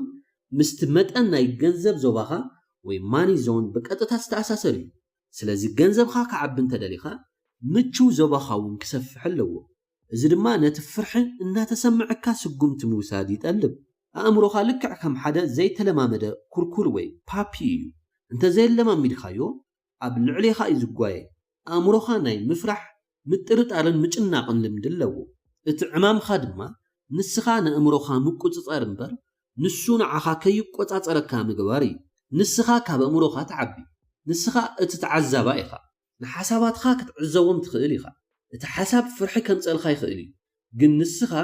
እቲ ሓሳብ ኣይኮንካን ነቲ ኣእምሮኻ ኣጆኻ ይተፋሒልካ ክተፀናንዖ የብልኻን የግዳስ ኣእምሮይ ስለቲ ሓበሬታኻ ኣመስጊነካ ኣለኹ ሕጂ ግን ኣነ እዩ ዝቆፃፀር ኢልካ ስጉምቲ ምውሳድ እዩ እቲ መፍትሒ ተዋጋኣይ ምዃን እዩ ተዋጋኣይ ማለት ንኩሉ ነገር ክገብሮ ክእል እየ ዝብል ኣቋም ዘለዎ ሰብ እዩ ተዋጋኣይ ነቲ ተመን ፍርሒ ወይ ኮብራ ኦፍ ፊር ዝቆፃፀር እዩ ፍርሒ ደው ከብሎ ይኽእልን እዩ ብዚ መንገዲ እዚ ዘይዕገት ይኸውን እዛ መፅሓፍ ካብ ንድፈ ሓሳብ ናብ ተግባር ንክትሰጋገር እዞም ስዕቡ ተግባራት ክትፍፅመለካ ትብል ኢድኻ ኣብ ልብኻ ኣንቢርካ ዓዊልካ ከም ዝበል ፍርሒ እናሃለወኒ ስጉምቲ ክወስድ እየ ጥርጣረ እናሃለወኒ ስጉምቲ ክወስድ እየ ጭንቀት እናሃለወኒ ስጉምቲ ክወስድ እየ ዘይምቹው ኩነታት እናሃለወኒ ስጉምቲ ክወስድ እየ ኣብ ስምዒት ዘይኮንኩሉ እዋን እውን እናሃለኹ ስጉምቲ ክወስድ እየ ድሕሪኡ ሓንጎልካ በፃብዕትካ ተንኪፍካ ኣነ ናይ ሚልዮነር ኣእምሮ እዩ ዘለኒ ንበል ብዛዕባ ገንዘብ ወይ ዓወት ዝምልከት ንዓኻ ዝዓበየ ፍርሒ ዝፈጥረልካ ሰለስተ ነገራት ፀሓፎም ንኣብነት ዋጋ ምውሳኽ ስራሕካ ሓዲግካ ቢዝነስ ምጅመር ገንዘብ ብልቓሕ ምሕታት ክኾኑ ይኽእሉ እዮም ድሕሪኡ ነዞም ፍርሕታት እዚኦም ግጠሞም ነቲ ትፈርሖ ነገር ብትብዓት ግበሩ ነቲ ፍርሒ ስምዓዮ እሞ ዝኾነ ይኹን ስጉምቲ ግን ውሰድ ኣብ መዓልታዊ ህይወትካ ድማ ብፍላጥካ ዘይምቹኻ ነገራት ግበር ንኣብነት ምስ ዘይትፈልጦም ሰባት ተዛረብ ኣብ ስራሕኻ ደሞዝ ክውስኸለ የለው ወይ ልካሕተት ነቲ ኩሉ ግዜ እትገብሮ ነገር ብኻልእ ኣገባብ ግበርሎ ንሓደ ሰብ ዘይተጸበዩ ነገር ሃቦ እዚ ልምምድ እዚ ንእምሮኻ ኣብ ዘይምቹው ኩነታት እውን ክሰርሕ ከም ዝኽእል የርእዮ እዩ እቲ ካልእን ወሳንን ነገር ንእምሮኻ ኣብ ፍርሒ ዝተመስረተ ሓሳብ ከፍርል ከሎ ከም ተዓዛባይ ኮንካ ተመልከቶ ኣእምሮኻ ሓደ ካብቶም ናይ ፍርሒ ዛንታታት ይነግረኒ ኢልካ ሕለፎ እቲ ካልእን ወሳንን ነገር ንእምሮኻ ኣብ ፍርሒ ዝተመስረተ ሓሳብ ከፍርል ከሎ ከም ተዓዛባይ ኮንካ ተመልከቶ ኣእምሮይ ሓደ ካብቶም ናይ ፍርሒ ዛንታታት ይነግረኒ ኢልካ ሕለፎ ንስኻ እቲ ዓብይ ሰማዕ እምበር እቲ ንእሽቶ ሓሳብ ከም ዘይኮንካ ስተውዕል ፋይል ሃብቲ ቁፅሪ 17 ሃብታማት ሰባት ኩሉ ግዜ ይመሃሩን ይዓብዩ ድኻታት ሰባት ግን ኩሉ ነገር ከም ዝፈልጡ እዮም ዝሓስቡ ሃብታማት ሰባት ህይወት ቀጻሊ ጉዕዞ ምምሃር ምዃና ይርድኡ እዮም ዝኾነ ይኹን ሰብ ኩሉ ነገር ክፈልጥ ከም ዘይኽእልን ኩሉ ግዜ ንምምሃርን ንምዕባይን ቦታ ከም ዘሎን ይኣምኑ ዕቤት ንሶም ዝትንፍስዎ ኣየር እዩ ከምቲ ደራሲ ዝብሎ እንድሕር መዓልታዊ ዘይተዓብለኻ ትመውት ኢኻ ዘለኻ ይብል ሃብታማት ገንዘብ ጥራሕ ዘይኾነስ ንነብሶም እውን ከዕብዩ ይደልዩ እዮም ድኻታት ሰባት ግን መብዛሕትኡ ግዜ ኣነ እዚ ነገር ፈልጦ እየ ዝብል ራእይ ኣለዎ ሓደ ነገር ከም ዝፈልጥዎ ምስ ዝሓስቡ ኣእምሮኦም ንሓዱሽ ሓበሬታ ወይ ዝተፈላለዩ ራእይ ይዓጽዎም እዚ ድማ ኣብቲ ዘለውዎ ደረጃ ደው ክብሉ ይገብሮም ንለውጥን ዕቤትን ስለ ዝፈርሑ ነቲ ዝፈልጥዎ ጥራሕ ተኸቲሎም ይነብሩ ኣነ ፈልጥ እየ ዝብላ ሰለስተ ቃላት ሓደ ሰብ ካብ ዕውት ንኸይኸውን ዝዓግትኦ ዝኸፍኣ ቃላት እየን ስለምንታይ ሓደ ነገር ከም እትፈልጦ ምስ ሓሰብካ ካብኡ ንላዕሊ ንምፍላጥ ዘለካ ድሌት ይጠፍእ ሰብ ካባኻ ንላዕሊ ክምህረካ ኣይትፈቅድን ካሊእ ዕድላት ስለ ዝዓፁ ሓደሽቲ ዕድላት መብዛሕትኡ ግዜ ኣብ ሓዱሽ ፍልጠት ወይ ኣብ ሓዱሽ ኣገባብ ተሰሪቶም እዮም ዝመፁ ኣነ ፈልጥ እየ ምባል ነዘን ሓደሽቲ ማዕፆታት ቅድሚ ምኽፋተን እዩ ዝዓፅወን ካሊእ ኣገዳሲ ነጥቢ ድማ ትዕቢት የመንጩ ኣነ ፈልጥ እየ ምባል ምልክት ትዕቢት እዩ ትዕቢት ድማ ናይ ድኽነት ምልክት እምበር ናይ ሓይሊ ኣይኮነን ዓበይቲ መራሕትን ሃብታማትን ኩሉ ግዜ ትሑታት ኮይኖም ካብ ካልኦት ክመሃሩ ድልዋት እዮም እዚ ኣብዛ ፋይል እዚኣ ዘሎ ክልተ ተጸራርቕ እመር ኣገባብ ድኻታት ምውናን ምግባር ምዃን እዩ ንሳቶም ብዙሕ ገንዘብ እንተዝህልወኒ ምውናን ዝበልናዮ ዝደለኽዎ ነገር ክገብር ምኽኣልኹ ወይ ድማ ምግባር ዝበልናዮ ሽዑ ድማ ሕጉስ ወይ ዕውት ክኸውን ምኽኣልኹ ወይ ምዃን ዝበልናዮን ኢሎም ይሓስቡ እዚ ማለት ኩሉ ነገር ካብ ደገ እዮም ዝጽበይዎ ናይ ሃብታማት ኣገባብ ድማ ነዚ ስዕብ ይመስል ምዃን ምግባር ምውናን ሃብታማት ከምዚ ይብሉ ቀዳማይ ነገር ኣነ ባዕለይ እቲ ዕውት ሰብ ክኸውን ኣለኒ ወይ ምዃን ዝበልናዮ ኣተሓሳስባይ ልምድታተይ ባህርያተይ ፍልጠተይን ከማዕብል ኣለኒ ድሕሪኡ እቲ ዕውት ሰብ ዝገብሮም ነገራት ክገብር ክጅምር እየ ወይ ድማ ምዃን ዝበልናዮ ውፅኢቱ ድማ እቲ ዕውት ሰብ ዝውንኖ ሃብቲ ክውንን እየ ወይ ድማ ምውናን ዝበልናዮ እዩ ናይዚ ትርጉም ዕቤትካ እዩ ንሃብትኻ ዝፈጥሮ ገንዘብ ንዓኻ ይሰርሐካን ንስኻ ኢኻ ነቲ ገንዘብ ክትረክብ ዘኽእለካ ሰብ እትኸውን ዝብል እዩ ሃብታማት ሰባት በዚ መንገዲ እዚ ይመሃሩ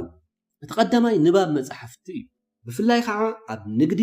ፋይናንስ ሳይኮሎጂ ታሪክ ህይወት ዕውታት ሰባትን ዝመሳሰሉን ዘተኩሩ መጽሓፍቲ የንብቡ እንተወሓደ ወርሓዊ ሓንቲ መጽሓፍ ንምንባብ ቃል ይኣቱ እቲ ካልኣይ ሰሚናራትን ስልጠናታትን እዩ ኣብ ዝተፈላለየ ሰሚናራት ወርክሾፓት ወይ ኦንላይን ኮርሳት ይሳተፉ ሓዱሽ ፍልጠት ንምቕሳም ገንዘቦምን ግዜኦምን ይወፍዩ እቲ ሳልሳይ ካብ ዝበልጽዎም ይመሃሩ ኣብቲ ንሳቶም ክዕወትሉ ዝደልዩ ዓውዲ ካብ ዝሰለጦምን ዝበልጽዎምን ሰባት ይመሃሩ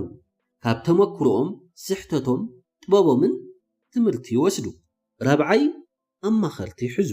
ናይ ብሕትኻ ኣማኻሪ መሓዝ ንዕቤትካ ብጣዕሚ ዘቀላጥፍ ነገር እዩ እቲ ኣማኻሪ ንኽትዓቢ ይሕግዘካ ተሓታቲ ገይሩ ይሕዘካ